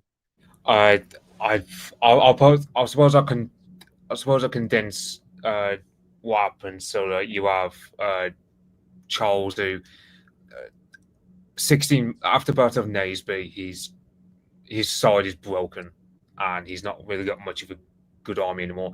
He then at one point he decides to try and strike up an agreement with the Scottish Covenanters, but they betray him to the parliamentarian side. So the parliamentarian side said, "Okay, we'll pay you Scots 400 grand for him." After the first instalment of 100,000, they sold him off, and many Scottish Covenanters actually disliked this. They said the dogs wouldn't even piss on us for what we've done to King Charles. Such was like the infamy of the action where they sold out King Charles over to the parliamentarian side, because you can imagine they knew before what was going to happen to Charles, and Charles probably knew to some extent that Parliament were going to, because they had two of his children in their custody. And also when James gets captured, they also try to weaponize the children against him. They try to do the cows and stick strategy with him. There's a famous Sorry. I believe there's a painting, isn't there? Quite a famous painting of. Is it the Solicitor General interrogating one of the princes? I'm not sure. Then you have Charles, who I believe he was imprisoned in Carisbrooke Castle on Isle of Wight. He escapes, and this precipitates pretty much the Second English Civil War, as they call it. It was over within a space of months, because basically there's a lot of infighting on the royalist side between different commanders, for example, and also ill coordination. Like you had areas of Wales in Pembrokeshire, for example, that rose up. Pembroke Castle, of course, being besieged. There was an uprisings in Kent as well as Essex, these were parliamentarian heartlands at the start of the war, but they were getting steadily irked off with all the taxation and stuff. But as I said, the royalist side just wasn't that well coordinated, nor particularly that well led. So, and Charles ends up getting captured because he was betrayed by two men whose names I forget, but he managed to escape. But the escape attempt was itself successful, but he was betrayed by two guys who he thought were on his side. So treachery did him in once again, and then this is where he's taken into the London area to await trial, pretty much. Which I'll just say this. I don't know if I might mention this, but I would say the idea of putting a king on trial was such an anathema at that time. It wasn't previously thought as thinkable. And one might say, "Oh, well, Mary, Queen of Scots." Well, the thing was, we ruled in our law that Scotland was a subject of England. Therefore, Mary, Queen of Scots, being a subject of Queen Elizabeth, committed treason by plotting to assassinate her. Therefore, we could put her to death. But you can't do that with King Charles, of course. Well, the opening also you've got to say that Queen Elizabeth was most reluctant to execute Mary, Queen of Scots. She didn't really want to do it. She was kind of forced to by people like Walsingham, etc., who AM has already mentioned. I would like to ask AM what his view is on the execution of King Charles I, and I don't think it was justified myself, but AM, what do you think? I think there's another major issue which we need to address, which is Cromwell and the New Model Army, because 1646 to 1649 is this, again, bizarre period where Parliament basically creates this justification by the time of the trial that the king is treasonous because of his duplicity and his deliberate intent to wage war essentially against the factions of England, and therefore he is, by extension, a tyrant, and thereby he is automatically dispossessed of his regality and his claim to the allegiance, essentially, of his subjects. But during the time from 1647, especially on, Parliament and the figures that I mentioned, such as Devereux and Montague, want to disband the New Model Army for obvious reasons, because they believe the New Model Army is a new power in the country. And to have it continually staffed and paid is a complete aberration of all English traditions, and it's as much a threat against Parliament as it is against the king. And as we all know, that turns out to be true. But it does not disband. Oliver Cromwell will not dispossess himself, basically, of that power which is vested in the army. And so that in itself, and given the puritanical nature of many of the officers and the rank and file who make up the organization, I mentioned the levelers earlier. The height of the levelers is during this period between 1646 and 1649. There's a major religious and military radicalization going on in the country. Whereas, like I said, it's a matter for the parliamentarians to impose a settlement upon the king, whereby there's basically a return to a emaciated form of rural government in which they will basically monopolize council positions and the privy chamber. But in this situation, it takes on a far more radical dimension, because the king, again, quite rightly concedes that he cannot make any negotiations with these factions, because he'll be surrendering power to basically alien authorities, whether it be Parliament, again, coercing him, or literally, from his point of view, a rebel army, which is trying to impose its will on the rest of the country. So take that, the fact that the king basically feels coerced in this position, and thereby, from his point of view, it's his duty to remove himself from this position of coercion, and then once again demand the allegiance of his subjects. But as usual, it's beset by treachery, and this is a premise, but it's not a strategy. And of course, it ends disastrously. In the course of the trial, as you mentioned, again, from the king's point of view, Parliament has no right to judge the king, given the fact that the king is, by all sort of accounts of monarchical sort of principles at the time, he is the arbiter of justice. So the king cannot be held to be, in a sense, committing treason against his own realm. Indeed, when you think of the model parliament, etc., and Edward I, the whole thing, essentially, the whole creation of Parliament, again, was about associating treason as being against the king, and being against the king means to be against the realm. So really, in trying the king for treason, Parliament itself is putting itself outside of the norms and customs and traditions of England. It itself is becoming that treasonous body. And so, like his grandmother, Mary, Queen of Scots, he will not concede to this authority, and ultimately he never concedes to this authority. It's not a case, say for example, like Louis the 16th and his trial before what would later be the National Convention at the creation of the Republic, where he defends himself based on the legality of the French Constitution of 1791. No, the king here sees this as a complete and utter constitutional aberration, but that in itself forces the initiative into the figures like Cromwell, because the king's obstinacy basically gives Cromwell all the ammunition he needs to say that the king is obstinate in his treason, in his duplicity, and there will be no settlement in England which doesn't basically result in anything other than the continuing weakening of the parliamentary faction, their causes, and ultimately, again, from the point of view of those with moral scruples, for the continuation of bloodshed. And thereby there's this logic where it becomes a necessity for the king to be dispossessed. You already mentioned Prince Henry, for example. Again, a more moderate position would be to force the king to abdicate and then make Henry king in his stead. But of course, that again doesn't happen, because again, the assumption, the belief is, even if the king were to abdicate, Mary abdicated as well. And she still resolutely held firm to that dynastic principle that any abdication which is forced under duress would basically result in the same principle of the king waging war against his own subjects. And so for the parliamentary side, the narrative was completely clear, and it led to the situation where the king must die. I mean, I will give the king, and this is something, if you looked at the back and forth he had in the trial with the Solicitor General, John Cook, I mean, there's this great, and this is, this has been quoted in like in the film and before, where where Charles just, as you say, flatly is out there saying, well, this is an illegal trial. This trial has no authority. And he, just to quote the king here, he says, "No learned lawyer will affirm that an impeachment can lie against the king.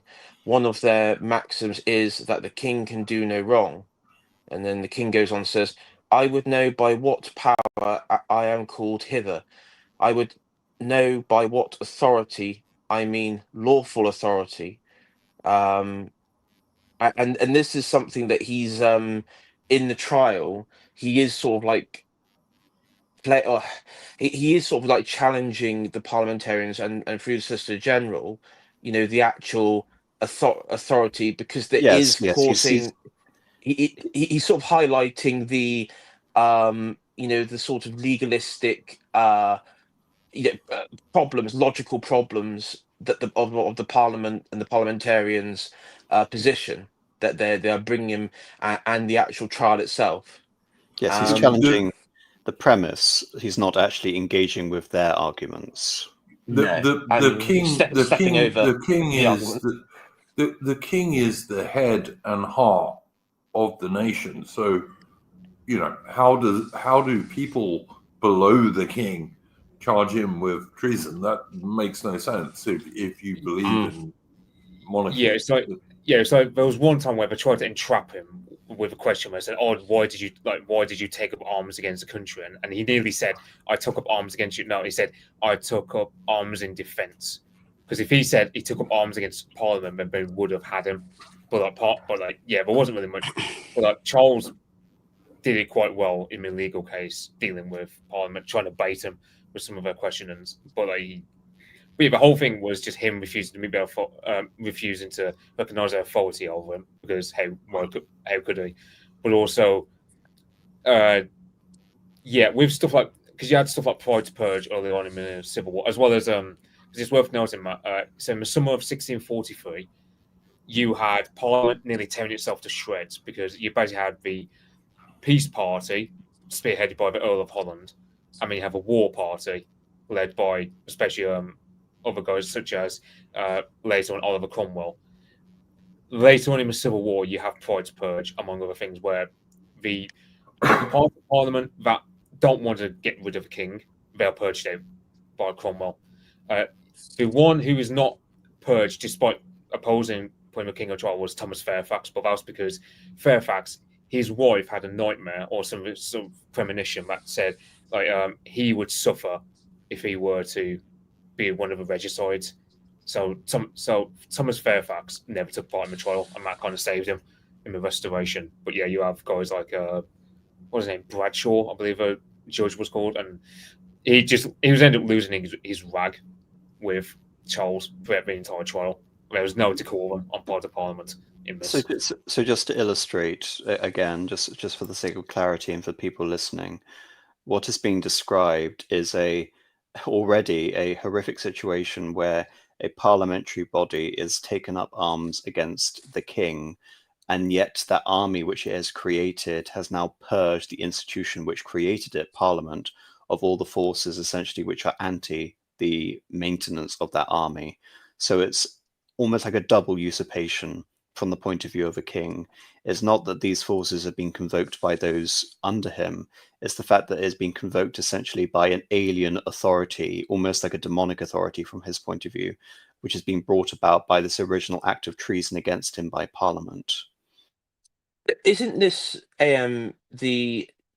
I mean, I wouldn't want to compare it to, like, the French and the Russian revolutions, but isn't it like where you have you have like the revolution where the old order is removed, and then suddenly you have like the revolution eating itself, or factions within the revolution trying to vie for power? That this is this is sort of like the natural end that happens within these sorts of radical changes. Well, yes, I mean, there are similar features. Again, I don't want to deviate too much, but just to answer your situation very clearly.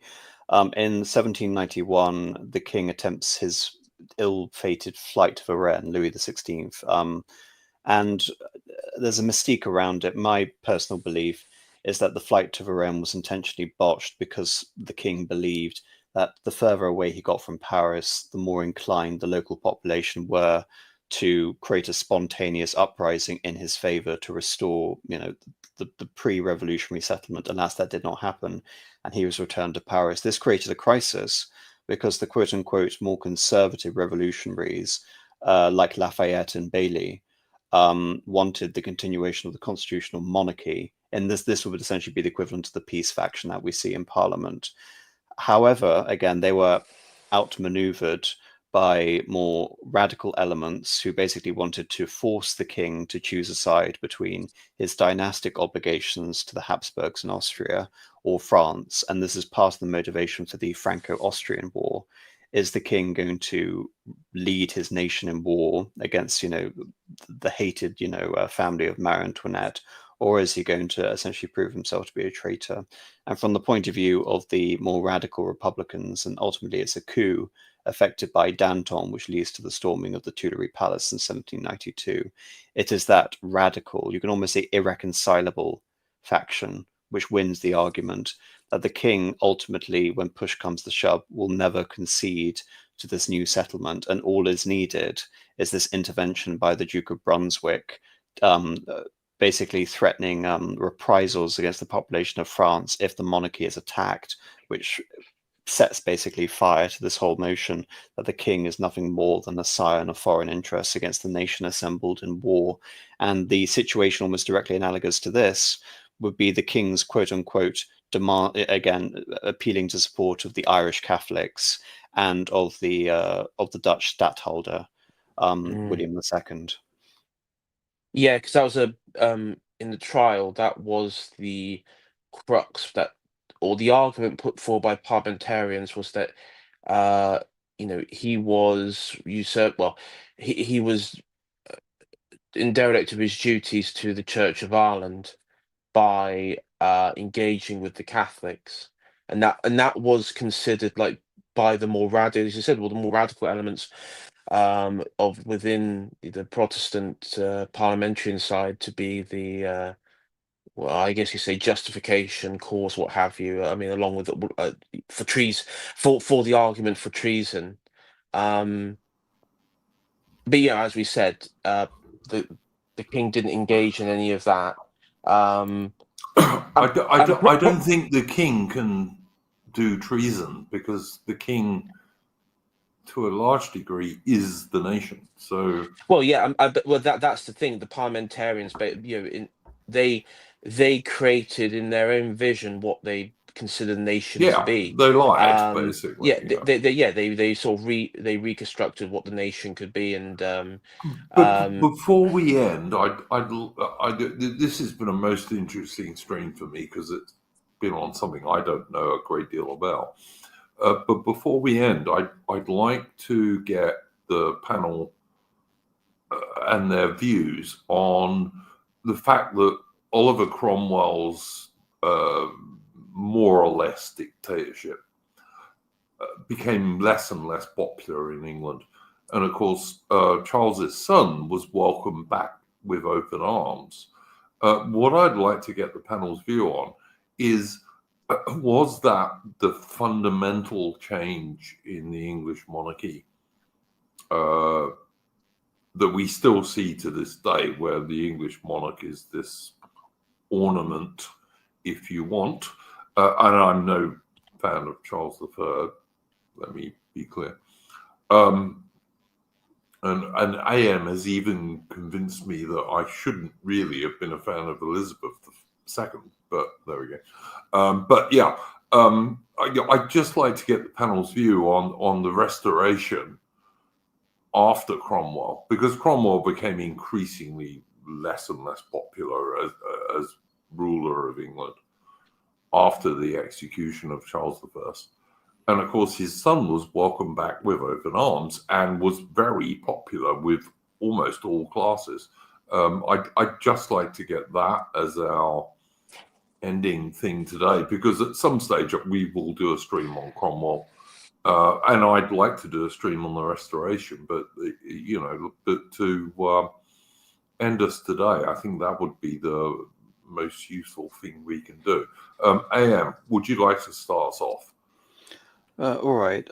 Well, when you're basically talking about the condition of the modern monarchy, I don't really see that until much later on, until 1714. With the beginning of the Georgian dynasty. But for the case of Charles, I think what's remarkable is how much of a real restoration it was. The list of people who had signed off on King Charles's execution were rightly labeled to be regicides, that they were hunted down and they were executed. Cromwell's body was exhumed, it was decapitated, and his head was placed on a pike outside Parliament as being a traitor to the nation. And Charles II then consciously imitated himself after his contemporary in France, Louis XIV. They had both spent some exile in France. James, who would later become Duke of York, who would later become James II, sincerely converted to Catholicism secretly while he was out in France and in the service of the Catholics. So it represented in many ways a great triumph for the right. And it's during the time of Charles II that we see the emanations of the Roundhead and the Cavalier factions entering into Parliament as the Tories and the Whig factions. And during much of the reign of Charles II, there is the Tory ascendancy, and the king directly associates himself with the Tory faction, the lingering elements of the Cavaliers and the Royalists within Parliament.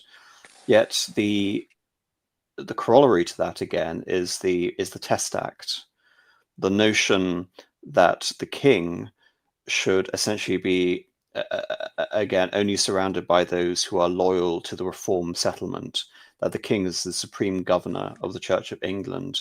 And so he maintains this. He maintains the supreme governance of the Church of England, even though ultimately he is a crypto-Catholic and he will convert to Catholicism upon his deathbed. But you can say again, it's another triumph for the monarchy when in 1679, again, you can almost say that this is a great galvanizing moment for the creation of the Tory-Whig divide, when James II is outed, because he's First Lord of the Admiralty, he's outed as a Catholic, yet he's able to hold on to the rights of succession, despite being a Catholic, So you have this situation where the monarchical cause in England is actually so strong that it is seen that the monarchy can actually be reconciled to the fact that a Catholic will become supreme governor of the Church of England. And it's only during the course of the James II's reign that that contradiction is really exposed, and all the elements which are lingering on in that, again, former Roundhead ascendancy from the Civil War come to the fore based on that contradiction. But I think, again, had James II not been in that bizarre situation, it is possible that England could have looked closer to France had they continued in the mode of Charles II, than essentially adopting this role of a foreign Protestant emaciated monarchy that we see under the Georgians.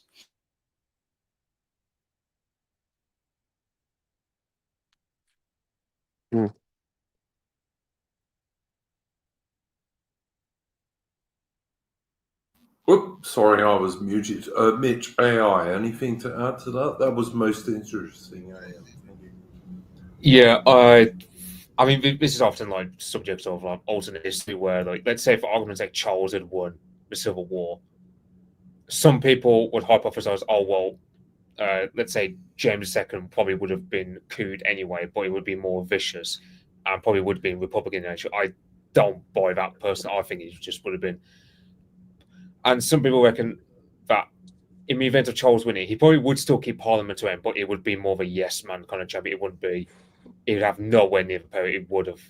It had in our timeline where they are eclipsing the monarch in terms of executive power.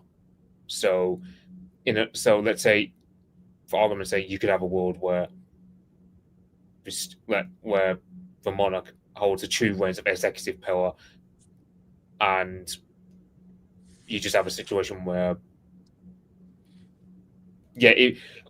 I don't know about it being precisely as France, because I mean France doesn't have a parliamentary tradition like we do, but yeah, I can see the monarch still retaining its executive powers like for far longer. I mean, it's like I know Sweden, for example, has similar things where 1 minute they have a riksdag parliament, then they'd have an age of absolutism, and then they pivot back to parliamentary monarchy.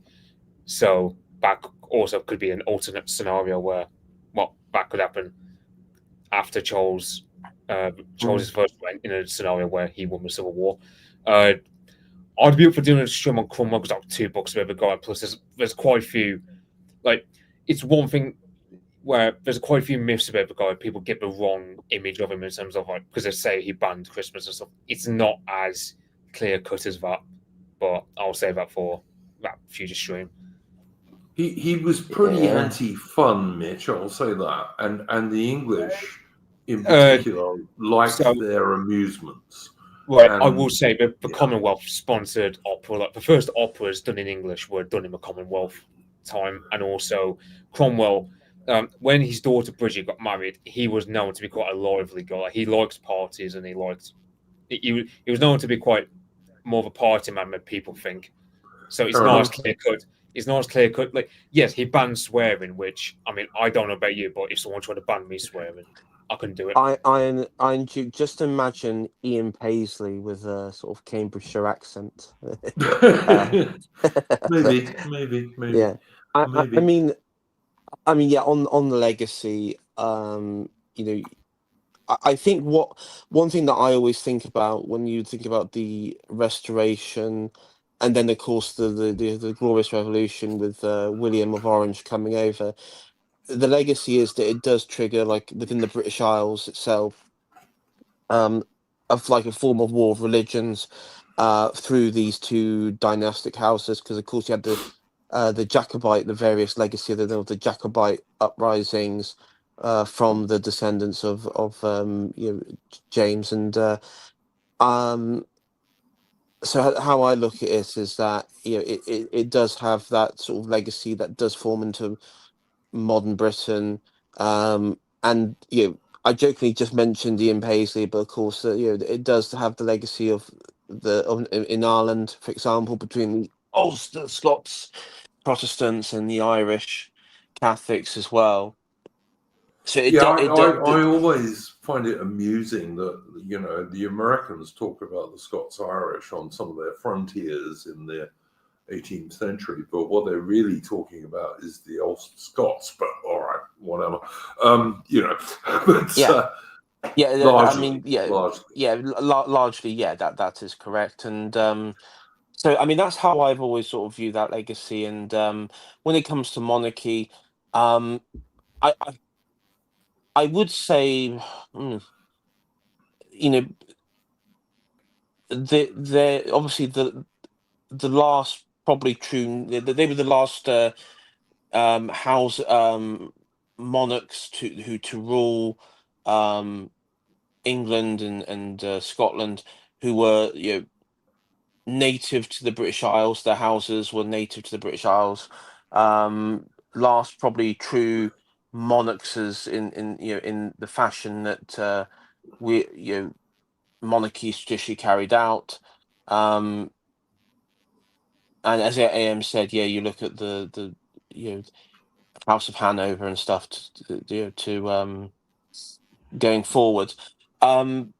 So yeah, I mean, we will have to do a stream on the so-called glorious revolution at some stage, and also Churchill's part in it. The Duke of Marlborough,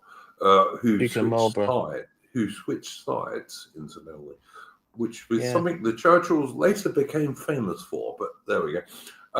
But yeah, I mean, as I said, the Marlborough. Of course, you had the one thing I would say that is quite funny, and this is how chaotic the situation in the kingdom was. We mentioned earlier the West Country, particularly my neck of the woods, was very loyal to Charles I during the Civil War. But of course, my neck of the woods was also the home of the Monmouth Rebellion, which was a rebellion against his son James II.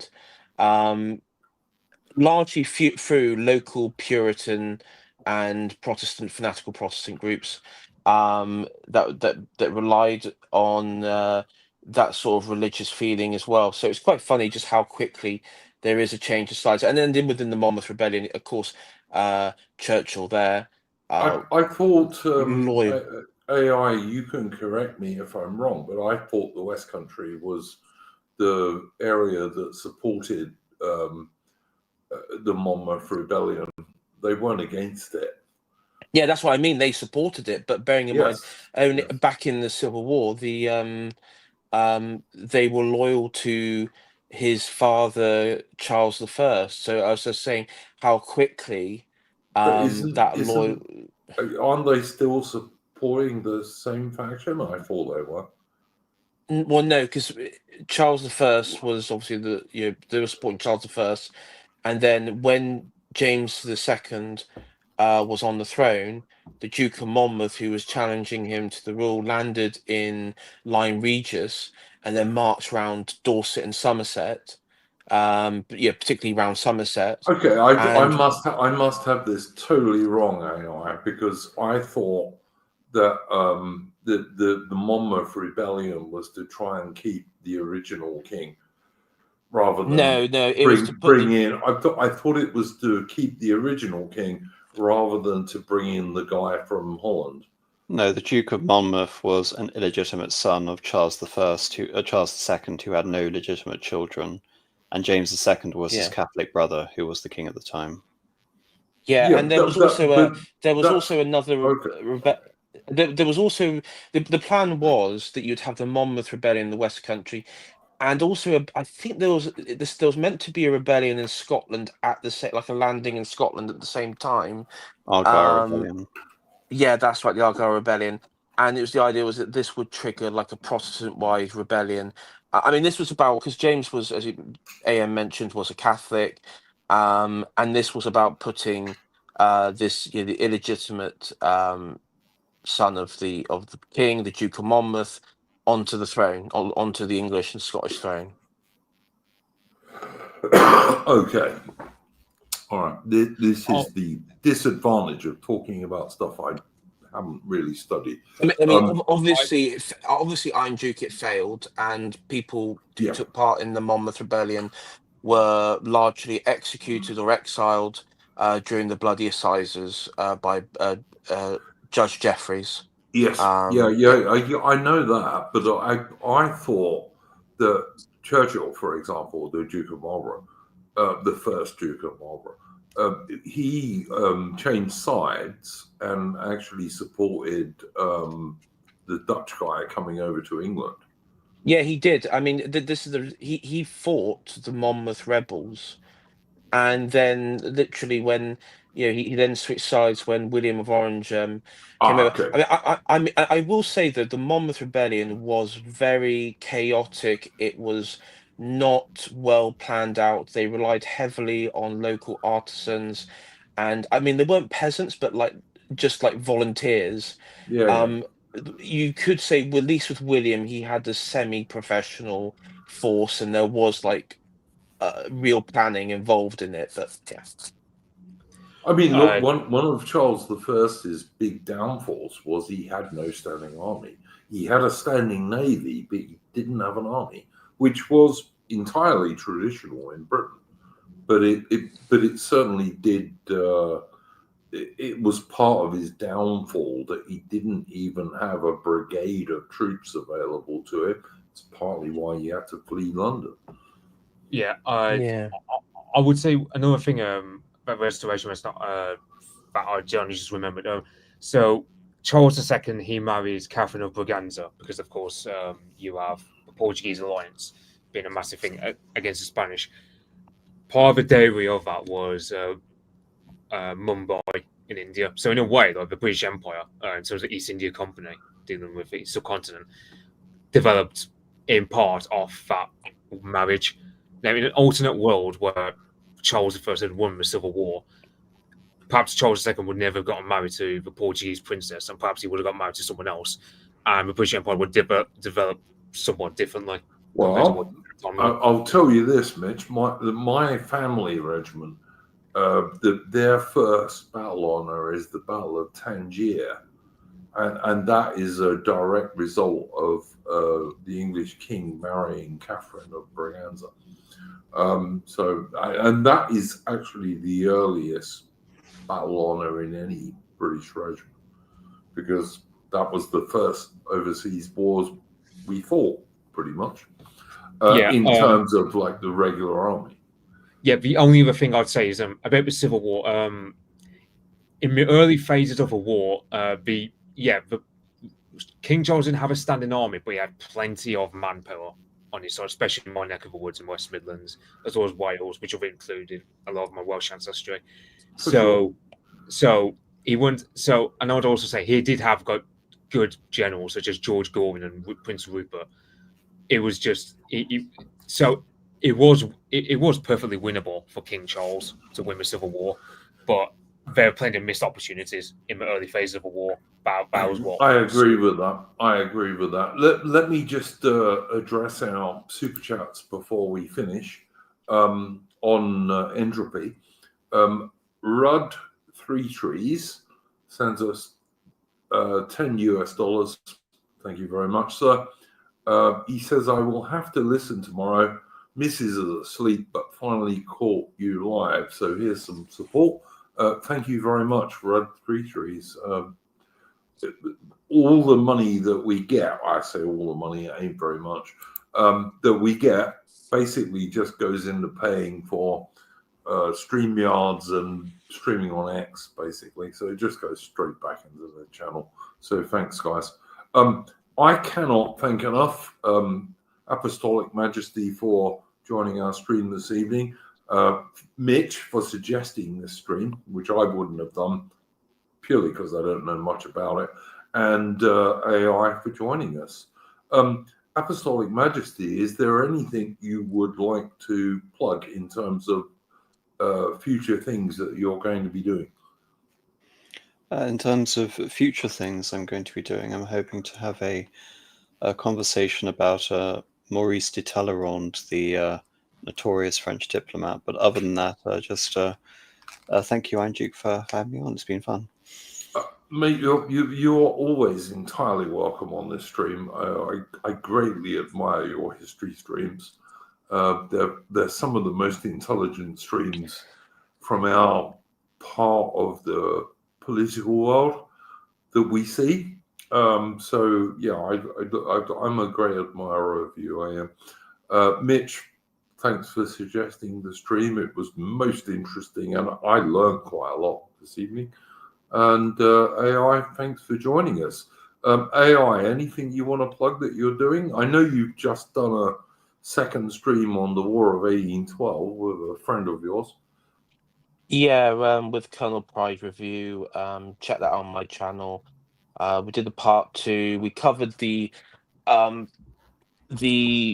short at the same time the Cree war in southern Alabama and Georgia. That with what would be future President Andrew Jackson made a name for himself in that conflict, as well as, of course, the Chesapeake expedition, which resulted, of course, in famously the burning of Washington D.C. and the burning of the White House. I'm gonna give you a slight criticism, may I? The only thing you guys didn't really cover in that war was the naval war at sea as much as you should have. And when we do our 1812 stream, War of 1812 stream, we will cover the war at sea a bit more thoroughly. Not on the Great Lakes, which you did cover, but we'll cover the war at sea a bit more. But yeah, really interesting stream on AI's channel about the War of 1812. Yeah, and I wanted the British capture of Washington and what have you. I wanted to keep it a bit more focused on the land war, but yeah, when we talk about the idea was I was going to maybe do a second one where we talk about the naval conflict, but to be honest, I knew you'd probably want to cover that as well, so that would be something we could talk about, the naval conflict and that, and yeah. Well, the thing about the War of 1812 is the Royal Navy warships on the North American and Caribbean station in 1812 were not the best Royal Navy warships, because all of those ships were fighting Napoleonic France and were mostly around the Iberian Peninsula. And so these very large and powerful American frigates, which are a bit analogous to the German so-called pocket battleships of World War II. They were very, very powerful frigates. They were much bigger than anyone else's, with bigger and more guns. They had a series of 3 victories. They weren't easy victories for the Americans by any means, but they were victories. But this stopped in 1813 when the Royal Navy was able to send better ships, like better trained ships with better officers. Like Broke of HMS Shannon was a gunnery expert, and it took him 15 minutes to take the USS Chesapeake. 15 very bloody minutes, by the way, but yeah. And anyway, we'll talk about that on another stream. I'd like to thank all my guests this evening, Mitch for suggesting this stream, AI for joining, and of course, Apostolic Majesty. Mate, thank you so much for joining this stream. I'm always very happy to have you on here. I'm going to send us out with what I hope is an appropriate song.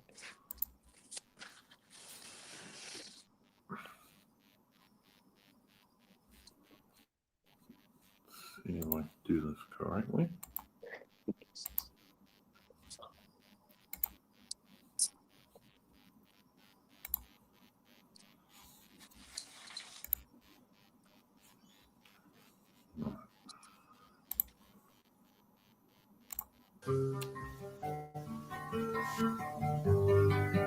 What booker can prognosticate or speak of the kingdom's present state? I think myself to be as wise as he that looks most in the skies. My skill goes beyond the depths of the pond or river in the greatest rain, by which I can tell that all things will be well when the king comes home in peace again.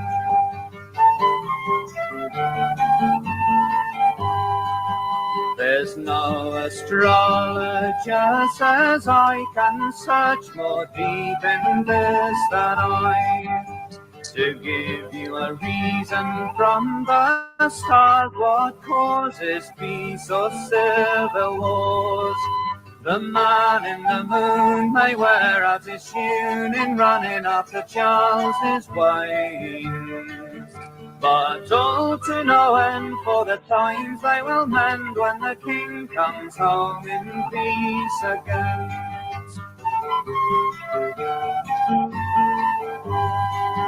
Though for a time you may see Whitehall with cobwebs hanging over all, instead of silk and silver brave as formerly it used to have, and in every room the sweet perfume delightful for that princely train, to which you shall see when the time it shall be that the king comes home in peace again.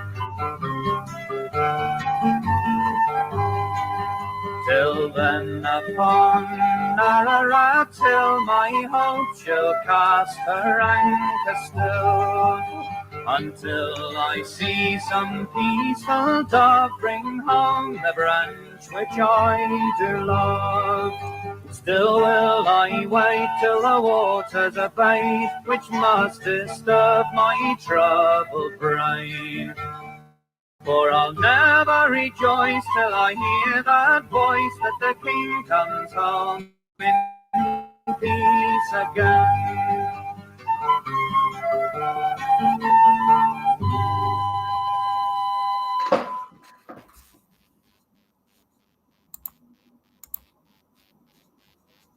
Well, that was, of course, from Apostolic Majesty, a good friend of the channel and a member of my Discord. Go and check him out if you like good music. Thank you so much again to my guests, Apostolic Majesty, Mitch, and AI. And we will see you on Saturday for our normal Splendid Isolation stream. In the meantime, never let the bastards grind you down.